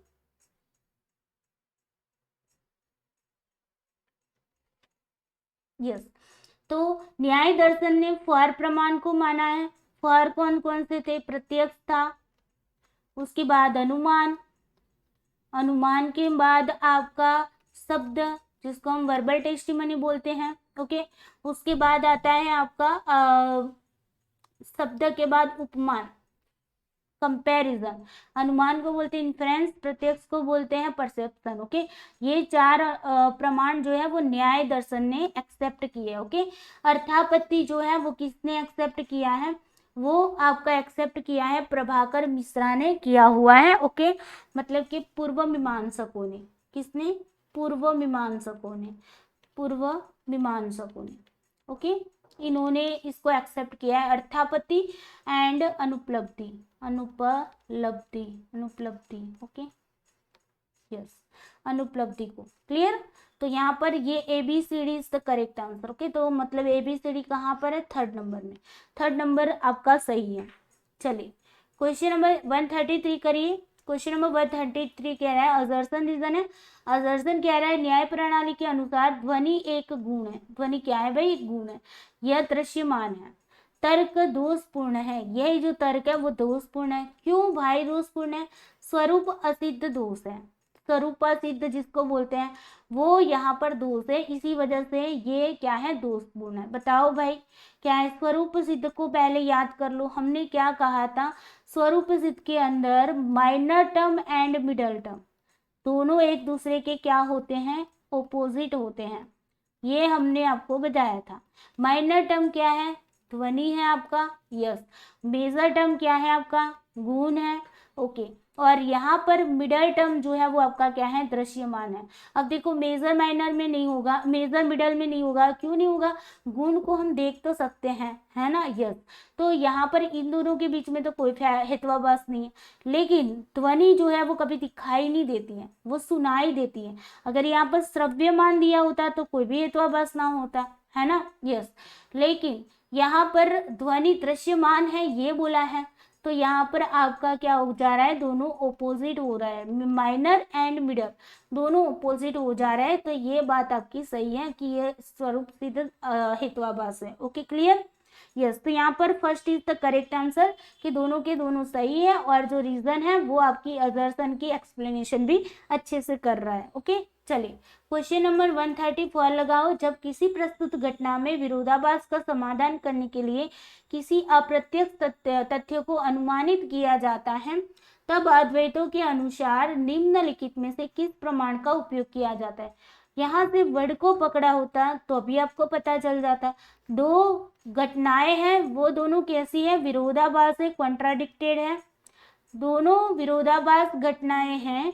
उसको हम जहां पर ये दिखाई नहीं देता है वैसे तथ्य को जोड़कर, वैसे तथ्य को, ओके, तथ्य को जोड़कर, यहाँ पर तथ्य को यानी कि फैक्ट्स को जोड़कर हम क्या कर रहे हैं, उसको जोड़ने का काम कर रहे हैं। पुल वाला याद आया कल की क्लास में, पुल वाला काम कर रहे हैं। यस, और यहाँ से क्वेश्चन जो है एनटीए का फेवरेट कौन सा है, देवदत्त मोटू वाला। देवदत्त मोटा है, देवदत्त दिन में भोजन नहीं करता फिर भी वो मोटा है। दिन में भोजन नहीं करता मोटा है, भोजन नहीं करता तो मोटा है, दोनों चीजें एक दूसरे की विरोधाभास हो गई। अब इसको हमने तीसरी चीज जो देखा ही नहीं हमने कि देवदत्त वो रात को भोजन करता है कि नहीं करता है, वो जो अप्रत्यक्ष घटना है उसको बीच में डाल देते हैं और दोनों के बीच में यहाँ पर पुल का काम कर जाएगा और आपका जो स्टेटमेंट है वो अच्छे से बन जाएगा कि भाई देवदत्त दिन में भोजन नहीं करता लेकिन वह रात में भोजन करता है इसलिए वह मोटा है। अब हम उसको मतलब प्रमाण के रूप में मान सकते हैं कि हाँ अब सही बात है ना। यस, तो अद्वैतों से भी आपको पता चलता है, अद्वैत जो है वो आपकी किस में बात हो रही थी, पूर्व मीमांसा में हो रही थी। अद्वैत की बात हो रही है पूर्व मीमांसा में हो रही भाई। तो पूर्व मीमांसा के अंदर हमने अद्वैत में आपको बताया था, है ना, पूर्व मीमांसा के अंदर प्रभाकर मिश्रा, कुमारिल भट्ट, है ना, इन्होंने ही तो अर्थापत्ति और अनुपलब्धि दोनों की बात की। अनुपलब्धि ये होती है कि मान लो कि मैंने ये सेब है, ओके, इस सेब को ये टेबल पर मैंने रखा है, ओके, अब ये टेबल पर ये सेब पड़ा हुआ था लेकिन एक दिन टेबल पर मुझे सेब नहीं दिखा यहाँ पर, तो यहाँ पर मुझे पता चला कि सेब की यहाँ पर उपलब्धि नहीं है, वो यहाँ पर उपस्थित नहीं है अभी, ओके, उसको बोलते हैं अनुपलब्धि। जब अर्थापत्ति में क्या होता है, दो फैक्ट्स होते हैं, दोनों एक दूसरे के कॉन्ट्राडिक्टेड होते हैं, तो तीसरे तथ्य को हम पुल के रूप में उसको रख देते हैं और पूरा एक स्टेटमेंट इस तरीके से रखते हैं ताकि हम ये बता सके कि अब बात जो है वो सही है, ओके। तो यहाँ पर क्या आएगा, अर्थापत्ति इज द करेक्ट आंसर। चलिए क्वेश्चन नंबर 135 लगाओ। स्टेटमेंट दिए हैं दो। स्टेटमेंट 1 कह रहा है कि अनुमान सिद्धांत के प्रतिपादन में नैयायिकों का उद्देश्य प्रभा यानी कि सही ज्ञान प्राप्त करना है। स्टेटमेंट 2 कह रहा है कि अनुमान सिद्धांत के प्रतिपादन में नैयायिकों का उद्देश्य केवल और केवल औपचारिक विधि मान्यता का सत्यापन करना है। बताइए इसका आंसर क्या होगा।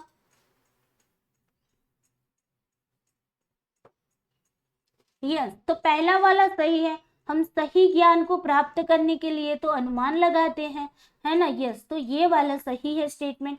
अनुमान सिद्धांत के प्रतिपादन में नैयायिकों का उद्देश्य केवल और केवल फॉर्मल वैलिडिटी को वेरीफाई करना नहीं है।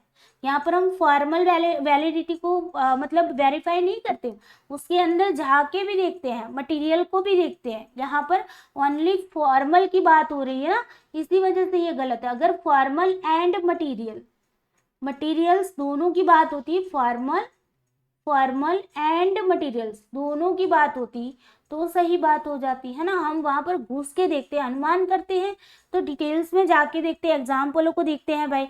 हाँ भाई, रसोई घर में देखा, वहां पर भी धुएं के साथ आग को देखा, है ना, फिर जाके हमने अगरबत्ती को देखा तो वहां पर भी धुएं के साथ आग को देखा, स्मशान में देखा वहां पर भी धुएं के साथ आग को देखा। तो उसके अंदर घुस के हमने देखा, ना कि हमें ऊपर से जो स्ट्रक्चर था फॉर्मल तरीके से दिख रहा था उसी के बेस पर हमने अनुमान लगाया। हमने उसके अंदर घुसकर सारी चीजों को पर्टिकुलर जाके चेक की और फिर जाके हम उसको वेरीफाई करते हैं, ओके। तो यहाँ पर ये वाला आपका स्टेटमेंट जो है वो गलत है, पहला वाला स्टेटमेंट आपका सही है, ओके। तो यहाँ पर 3rd is the correct answer. Yes, चलिए क्वेश्चन नंबर 136 करो। 100 सेब है, 100 क्या है भाई, सेब है भाई, है ना। अब ये 100 सेब है, यादृच्छिक रूप से चुने गए 3 सेब, यहाँ से मैंने ये सारे सेब थे, ओके, ये सारे क्या है भाई, सेब हैं। अब इनमें से मैंने 1 2 और ये 3 यादृच्छिक रूप से ले लिए, 3 सेब मैंने ले लिए, ओके। ये 3 सेब थे वो पके हुए मुझे पता चले, तो अब मैंने कंक्लूजन लगा लिया। कंक्लूजन क्या निकाला, कंक्लूजन निकाला कि सभी सेब क्या है, सभी यानी कि 100 के 100 सेब हैं वो क्या है, पके हैं। चलिए, ये दोनों कथनों उपयुक्त दोनों कथनों में किस प्रकार की युक्ति का उदाहरण है, ओके, मतलब इंडक्टिव है, डिडक्टिव है, हाइपोथेटिकल सिलोजिज्म है या फिर मोडस पोनेंस है, बताओ। बिल्कुल सही बात है। हम यहाँ पर क्या कर रहे हैं भाई,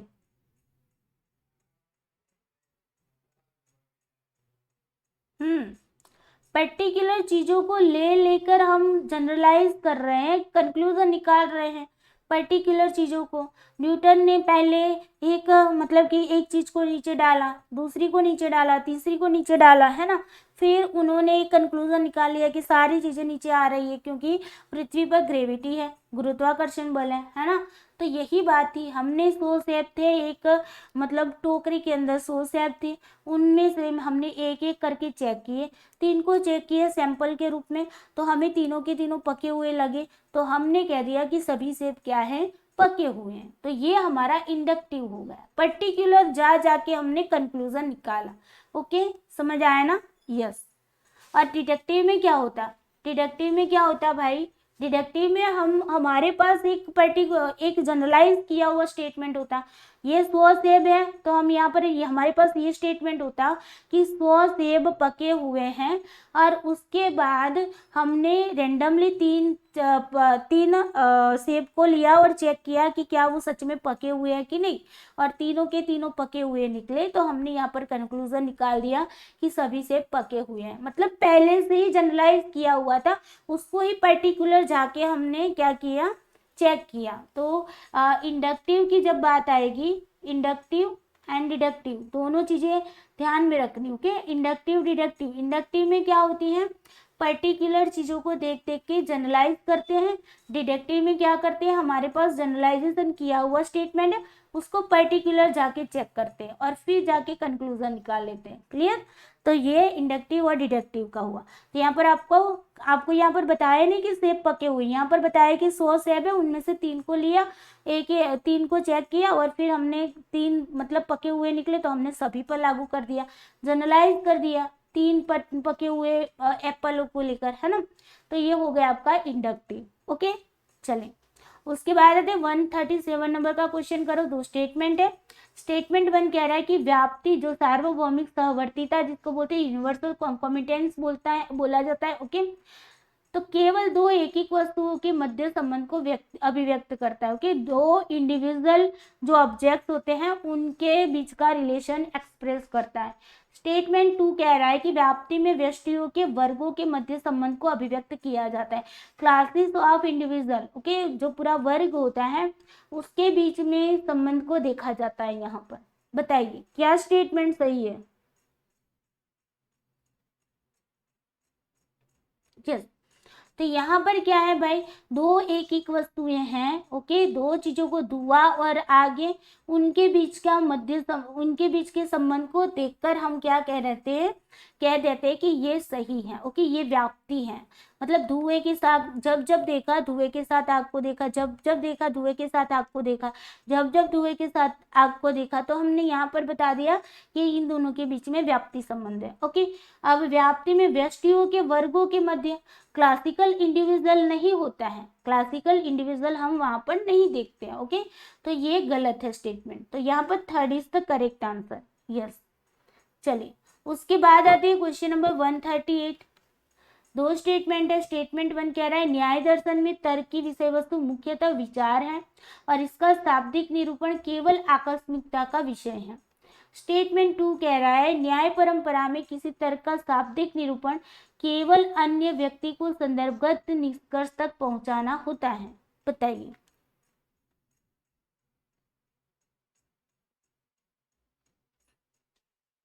यस, तो यहाँ पर दोनों की दोनों स्टेटमेंट क्या है आपके, सही है। ओके, क्योंकि जो हम न्याय दर्शन के अंदर जो तर्क रखते हैं, ओके, तो उसका जो मुख्य विषय वस्तु है वो विषय वस्तु मुख्यतः क्या है, विचार है। ओके, थॉट है हमारे।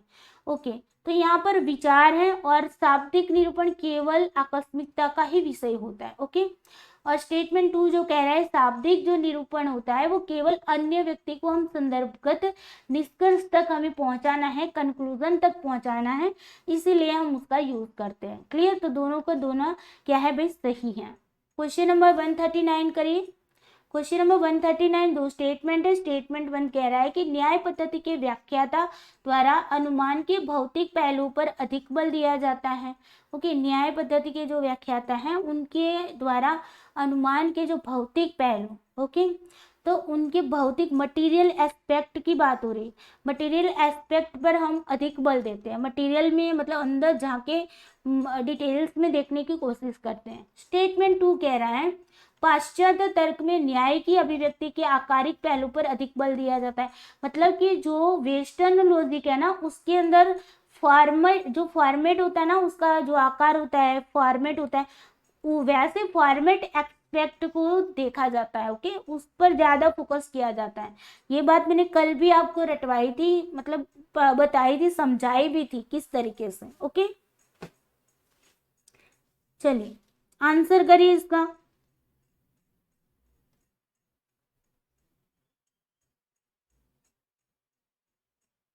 यस, तो यहाँ पर क्या आंसर आएगा भाई आप लोगों का? यस, दोनों के दोनों स्टेटमेंट क्या है? सही है ना। हमने बताया था कि हम इंडियन लॉजिकल मतलब इंडियन लॉजिक की बात करते हैं, इंडियन लॉजिक, या तो फिर हम न्याय, क्योंकि न्याय को हमने बहुत ज़्यादा मतलब इम्पोर्टेंस दी है ना, तो न्याय सिस्टम बोलो, या तो फिर न्याय क्या बोलते हैं भाई, न्यायिका बोला जाएगा। ओके, नई या विकास। ओके, जो न्याय से रिलेटेड जो भी उसके मतलब न्याय दर्शन को मानने वाले जो है उनको न्यायिकास बोला जाता है। तो उनके अकॉर्डिंग हम मटेरियल पर ज़्यादा फोकस करते हैं, डीपली जाके घुस के देखते हैं। और यहाँ पर वेस्टर्न लॉजिक की बात करते हैं, वेस्टर्न लॉजिक बोलो। ओके, वेस्टर्न फिलोसोफर बोलो।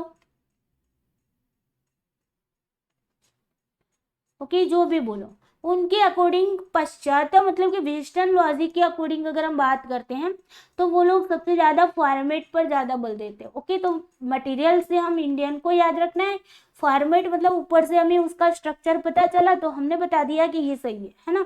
स्ट्रक्चर के बेस पे देखते हैं, तो फॉर्मेट में आपको याद रखना है वेस्टर्न, एंड मटीरियल में याद रखना है हम इंडियनों को। ओके ओके, तो यहाँ पर दोनों के दोनों सही हैं। चलें, उसके बाद बात करते हैं क्वेश्चन नंबर 140। स्टेटमेंट 2 दिए। स्टेटमेंट 1 कह रहा है कि किसी तर्क के मूल्यांकन में 2 चरण शामिल होते हैं। कोई भी हम तर्क करते हैं, आर्ग्यूमेंट करते हैं, उसके अंदर 2 स्टेप आपके शामिल होते हैं, अर्थात आधार वाक्य और निष्कर्ष के बीच संबंध का मूल्यांकन करना तथा आधार वाक्यों के सत्य का क्या करना, मूल्यांकन करना।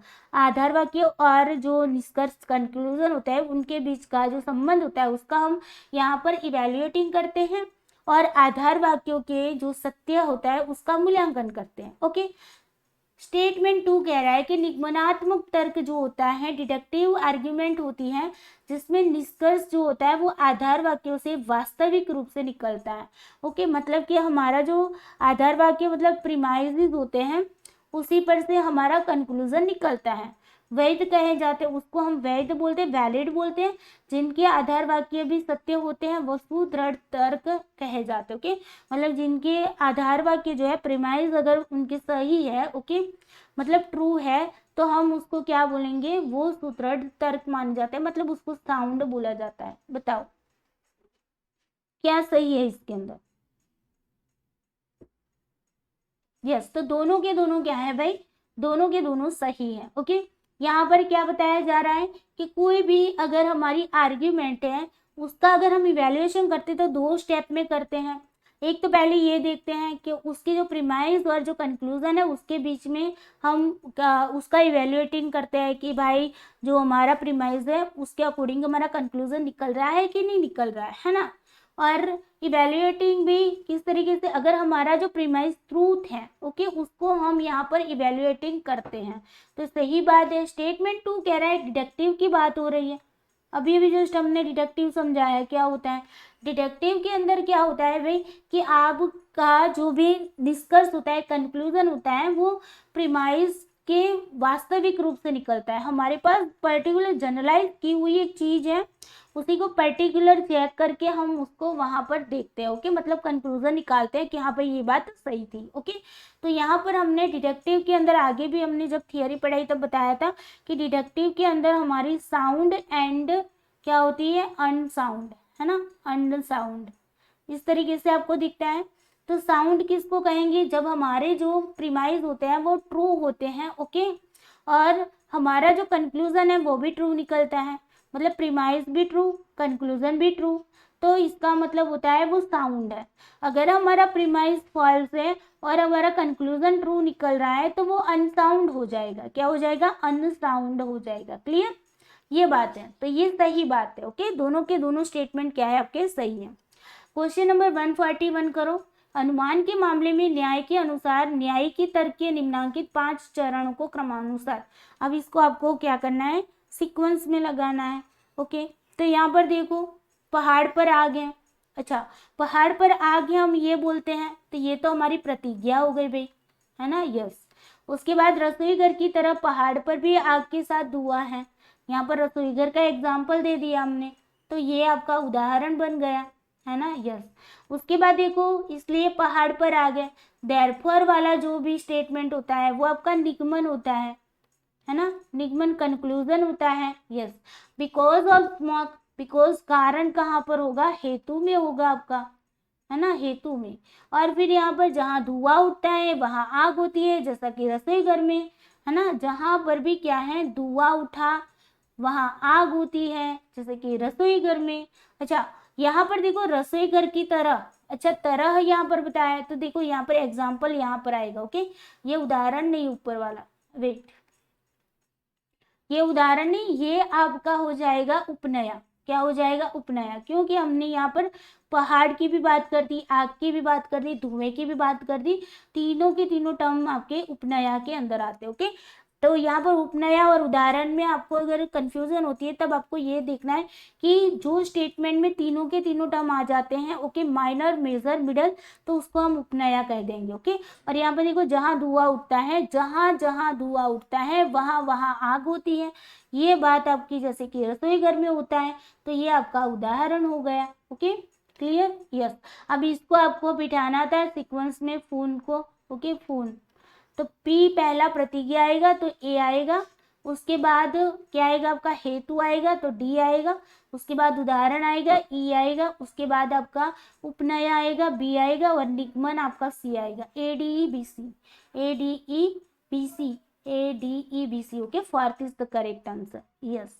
चलिए, उसके बाद 142 नंबर का क्वेश्चन करो। स्टेटमेंट 2 दिए हैं। स्टेटमेंट 1 कह रहा है यदि दो चीजों के बीच कार्य कारण संबंध होता है तो उन दोनों के बीच नियत साहचर्य व्याप्ति का संबंध माना जाता है। ओके, अगर दोनों के बीच में कार्य कारण संबंध है तो हम उसको क्या बोलते हैं, नियत साहचर्य व्याप्ति, मतलब कि इनवेरिएबल कॉन्कोमिटेंस रिलेशन। ओके, ये माना जाता है। और कथन नंबर 2 कह रहा है यदि दो चीजों के बीच उपजाति और वंश, मतलब कि यहाँ पर स्पेसीज जीनियस जो रिलेशनशिप होता है तो उन दोनों के बीच नियत साहचर्य का संबंध माना जाता है। जब हम species, okay, species to genius, okay, genus, species to genus के रिलेशन से जाते हैं तो उनके बीच में नियत साहचर्य का संबंध माना जाता है। ओके, तो यहाँ पर क्या सही होगा बताइए, यस।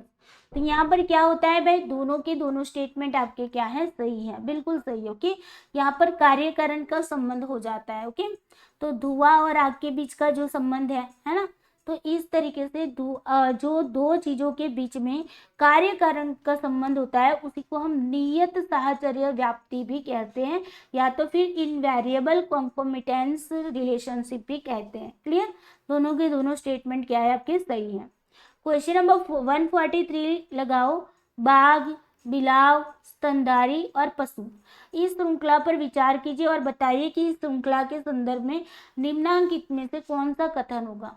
बाघ हमारी पर्टिकुलर चीज है, पशु हमारा एक बड़ा सा क्या है भाई, पशु एक बड़ा सा वर्ग है ना, तो ये पूरी पॉपुलेशन मान लो पशु एक पॉपुलेशन है, उसके अंदर से हम बाघ को बताते हैं, तो ये स्पेसिफिक चीज है ना। तो स्पेसिफिक टू हम क्या जाते हैं, पॉपुलेशन की ओर जा रहा है, मतलब कि जनरल की ओर जा रहा है। तो ये कैसी श्रृंखला बता रहा है, बताओ इसके अंदर क्या होगा। इंक्रीज इंटेंशन होता है, इंक्रीज एक्सटेंशन होता है, डिक्रीज इंटेंशन होता है, या फिर डिक्रीज एक्सटेंशन होता है, बताइए।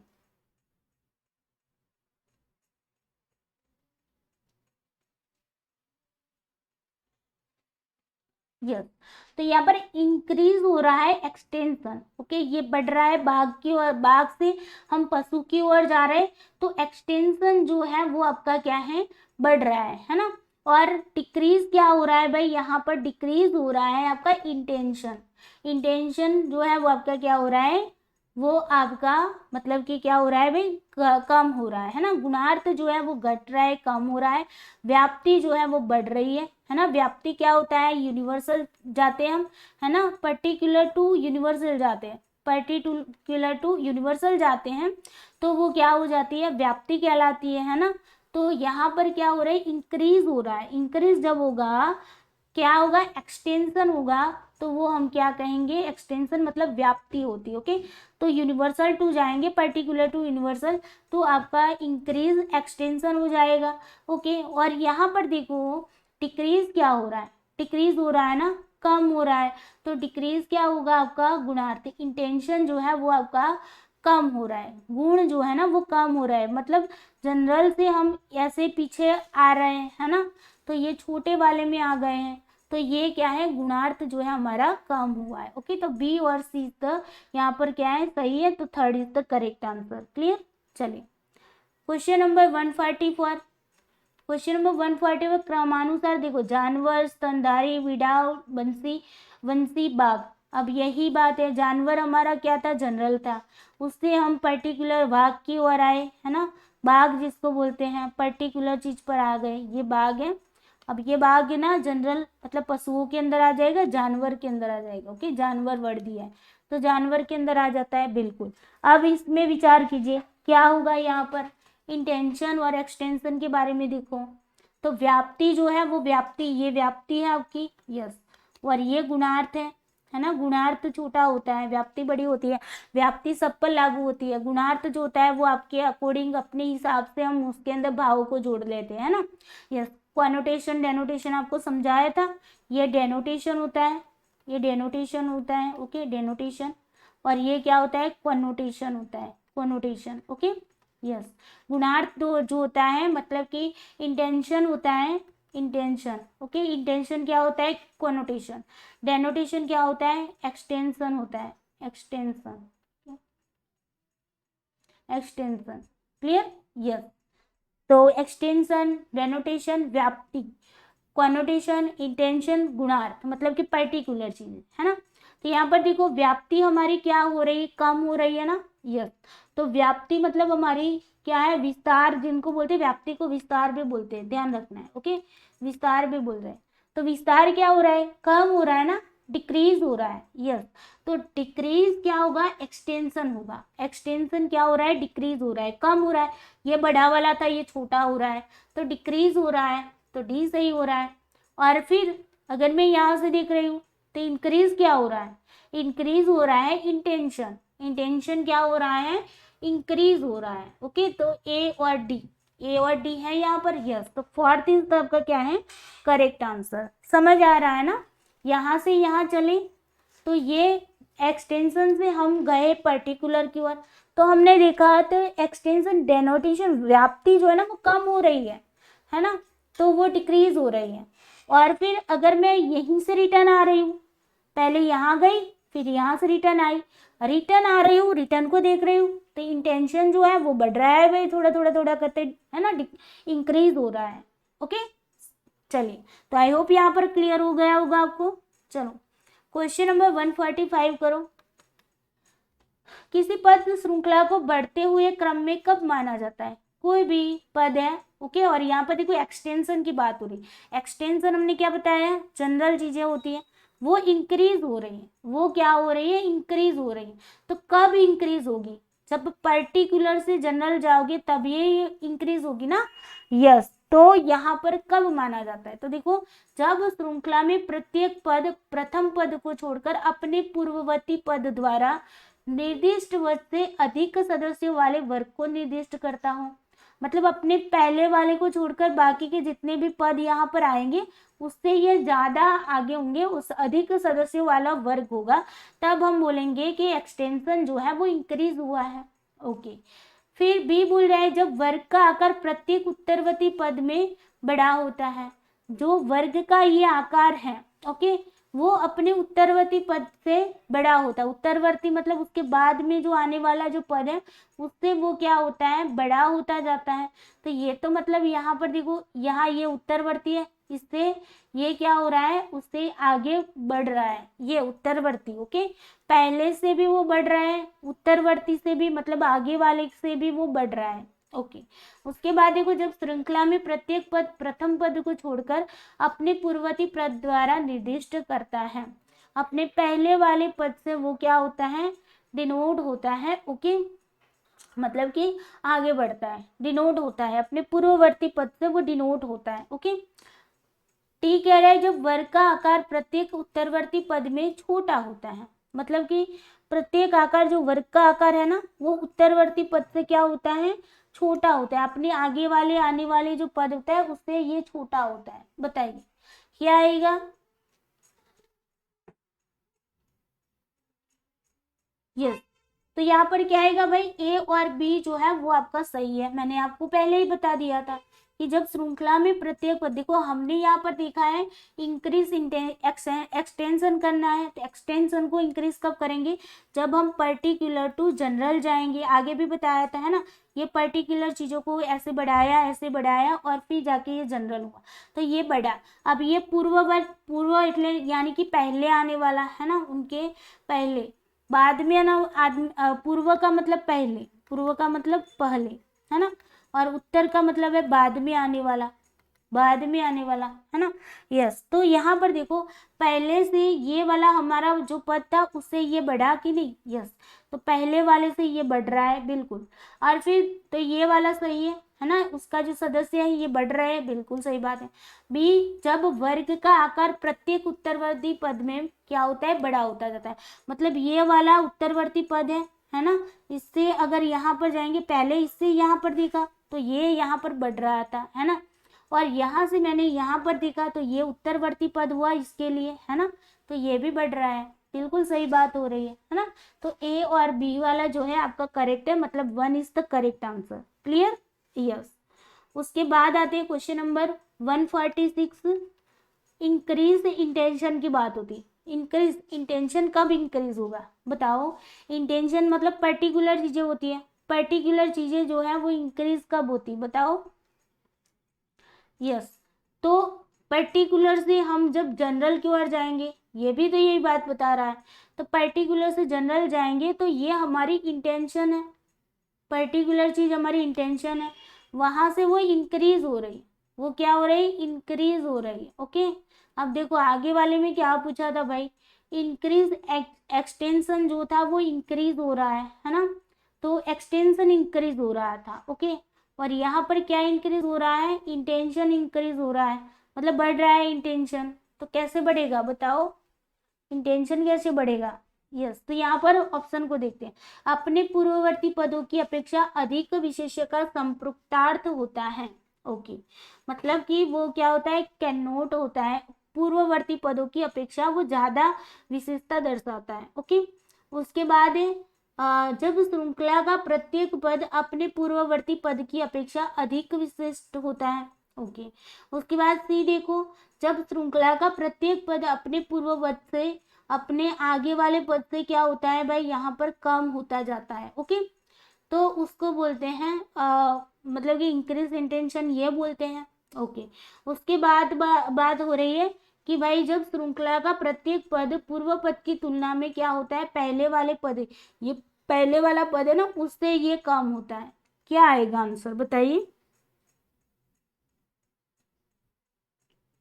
यस, तो हमने आपको यहाँ पर क्या बताया, हम अगर इंक्रीज कर रहे हैं इंटेंशन को तो इंटेंशन हमारा यहाँ पर है, है ना। यस, इंटेंशन मतलब पर्टिकुलर चीज है, वहां से उसको इंक्रीज कर रहे हैं, क्या कर रहे हैं, इंक्रीज कर रहे हैं मतलब बढ़ा रहे हैं, तो ये ऐसे बढ़ेगा, ये भी तो ऐसे बढ़ेगा, है ना, इंक्रीज ही हो रहा है ना इंटेंशन, बिल्कुल।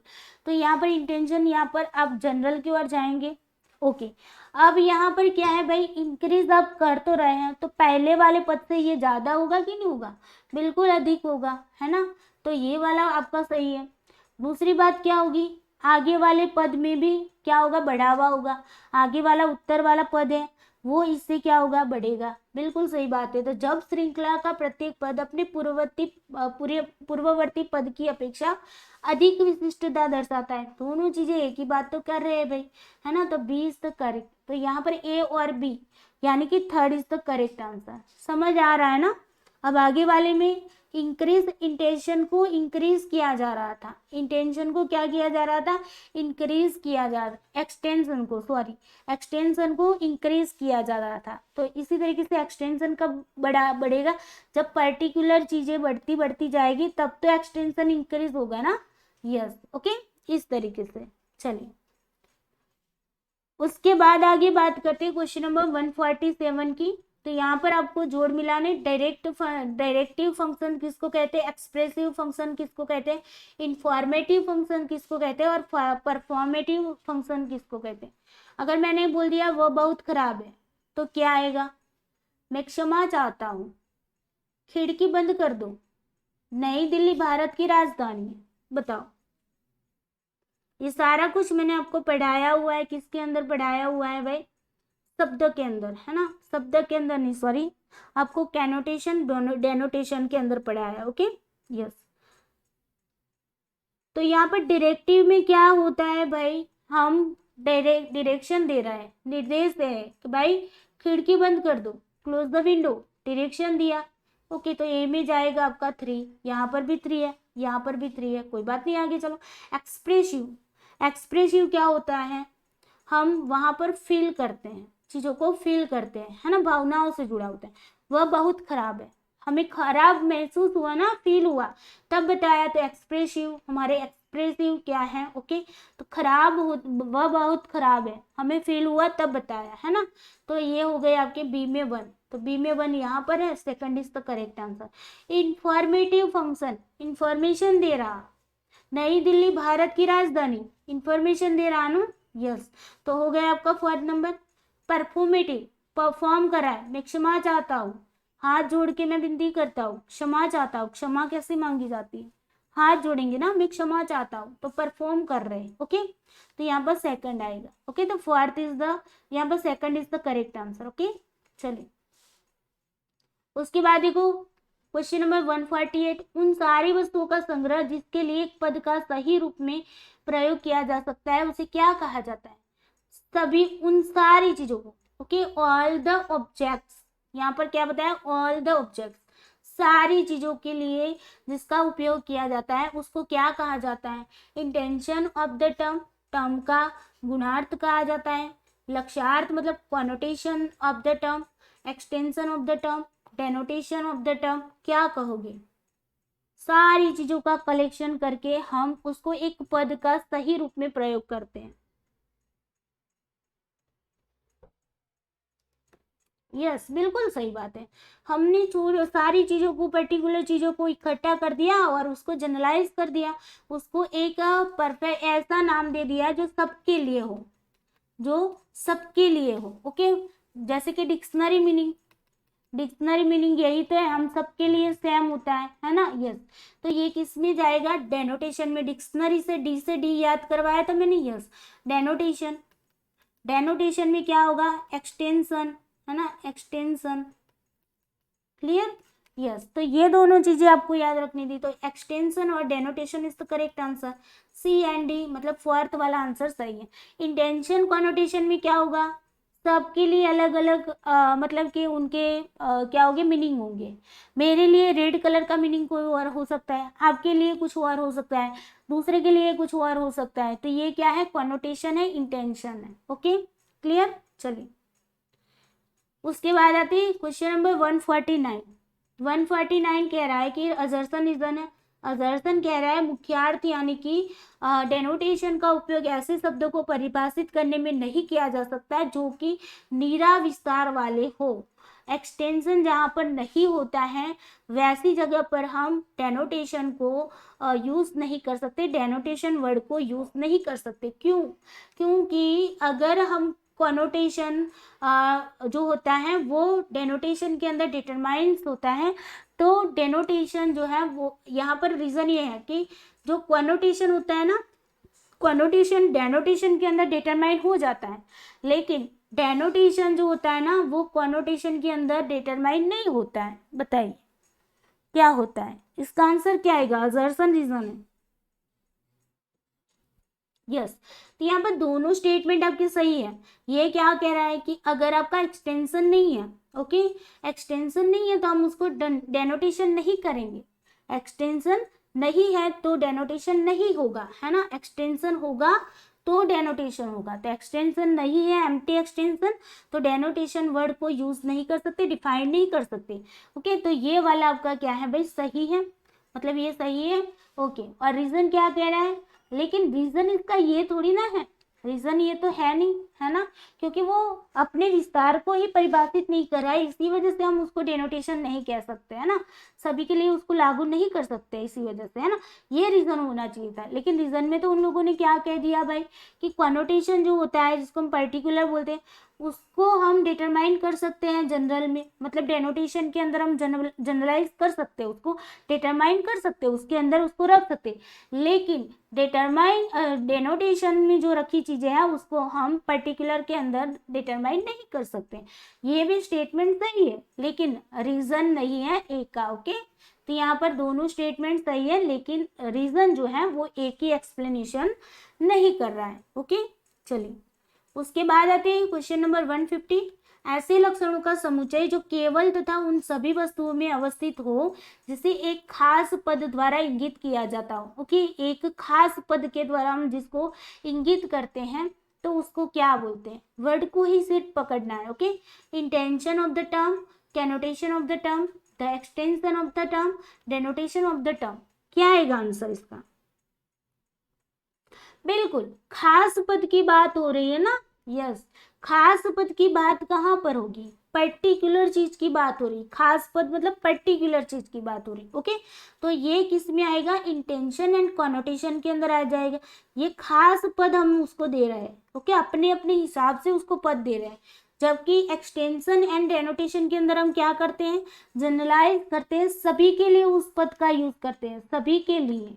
ओके, सभी के लिए पद का यूज करते हैं, यहाँ पर खास पद का यूज किया जाता है। ओके, तो ये ए और बी, ओके, मतलब कि आपका first is the correct answer. Clear?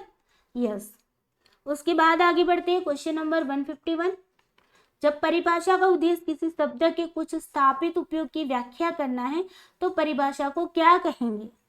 जब हमारे पास कोई डेफिनेशन है तो उस डेफिनेशन का जो उद्देश्य होता है, पर्पस होता है, वो किसी शब्द को इस्टेब्लिश, कुछ स्थापित उपयोग की व्याख्या करना होता है, तो परिभाषा को क्या कहेंगे? ये सारा कुछ मैंने आपको पढ़ाया हुआ है। ओके, यस, उसको बोलेंगे लेक्सिकल। क्या बोलेंगे? Lexical is the correct answer, शाब्दिक बोलेंगे। ओके, शब्दों के स्थापित उपयोग की यहाँ पर हम व्याख्या करते हैं। ओके, तो वो हो जाता है लेक्सिकल।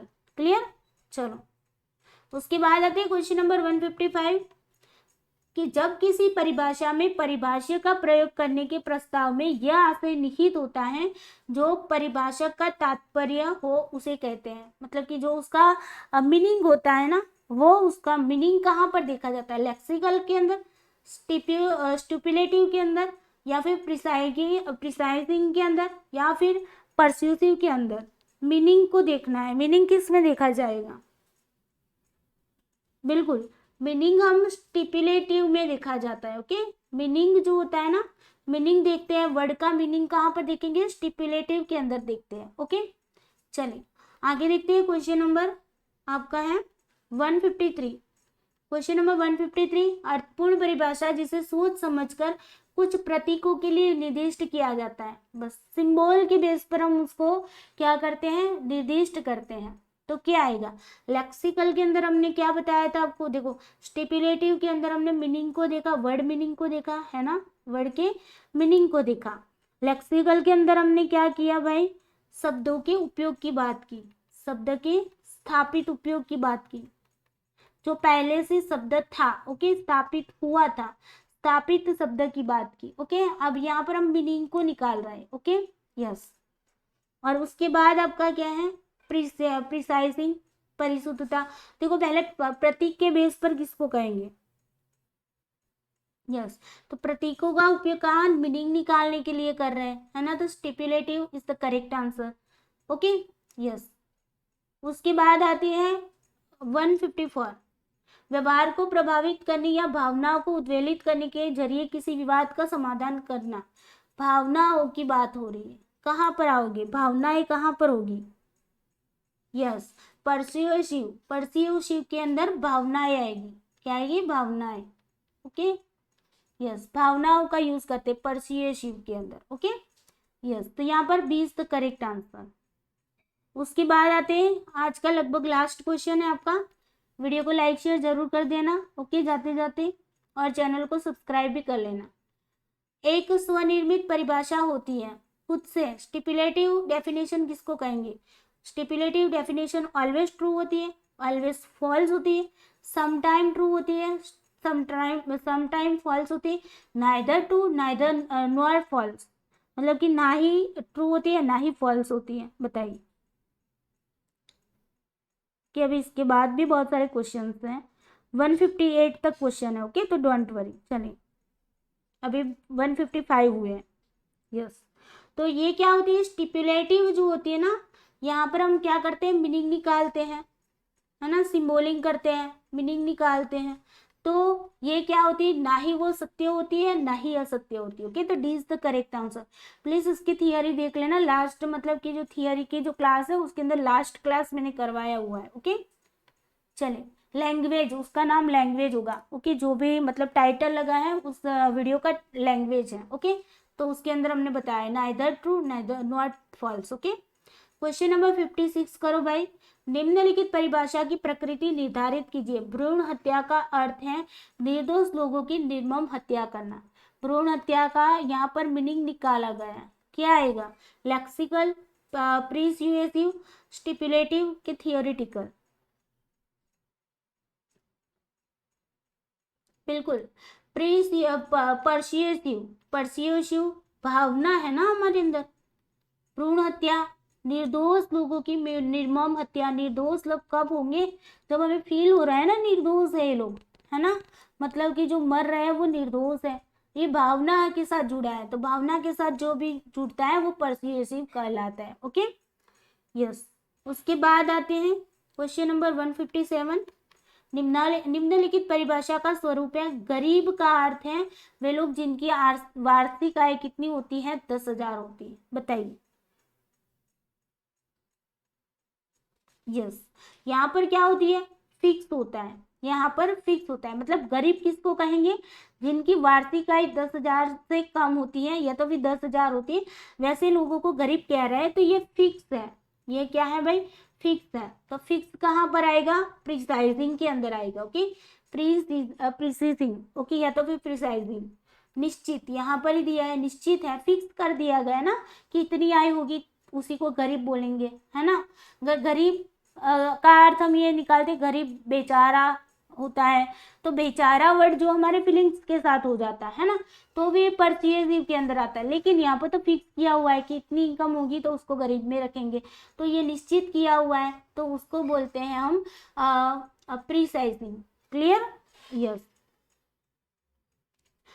लास्ट क्वेश्चन है क्वेश्चन नंबर 59, 158 सर्टेनिटी किसको बोलेंगे, निश्चितता किसको बोलेंगे, जो कि अभी हमने प्रिसाइजिंग की बात की, वो भी तो निश्चितता है ना। सर्टेनिटी किसको बोलेंगे, एक वस्तुगत तथ्य, ऑब्जेक्टिव फैक्ट को, इमोशनली सेटिस्फाइंग को, लॉजिकल को, या फिर ऑन्टोलॉजिकल को, बताओ।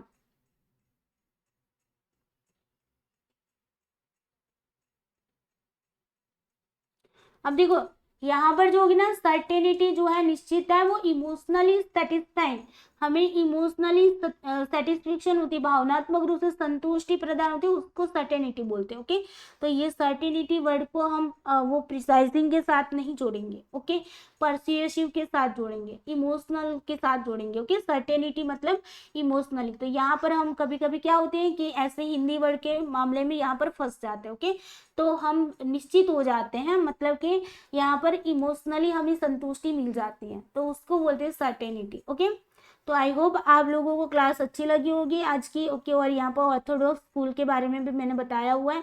ओके, और हेट्रोडॉक्स के बारे में भी बताया हुआ है। ओके, तो चलिए, ये तो आपको पीडीएफ में मिल जाएगी। वीडियो को लाइक शेयर जरूर कर देना, चैनल को सब्सक्राइब करना नहीं भूलना है। साइकोलॉजी वाले स्टूडेंट है तो स्टडी ऑफ साइकोलॉजी को जो चैनल है उसको सब्सक्राइब कर लेना। ओके, चलिए दोस्तों, bye bye, take care you, सबको जय श्री कृष्ण।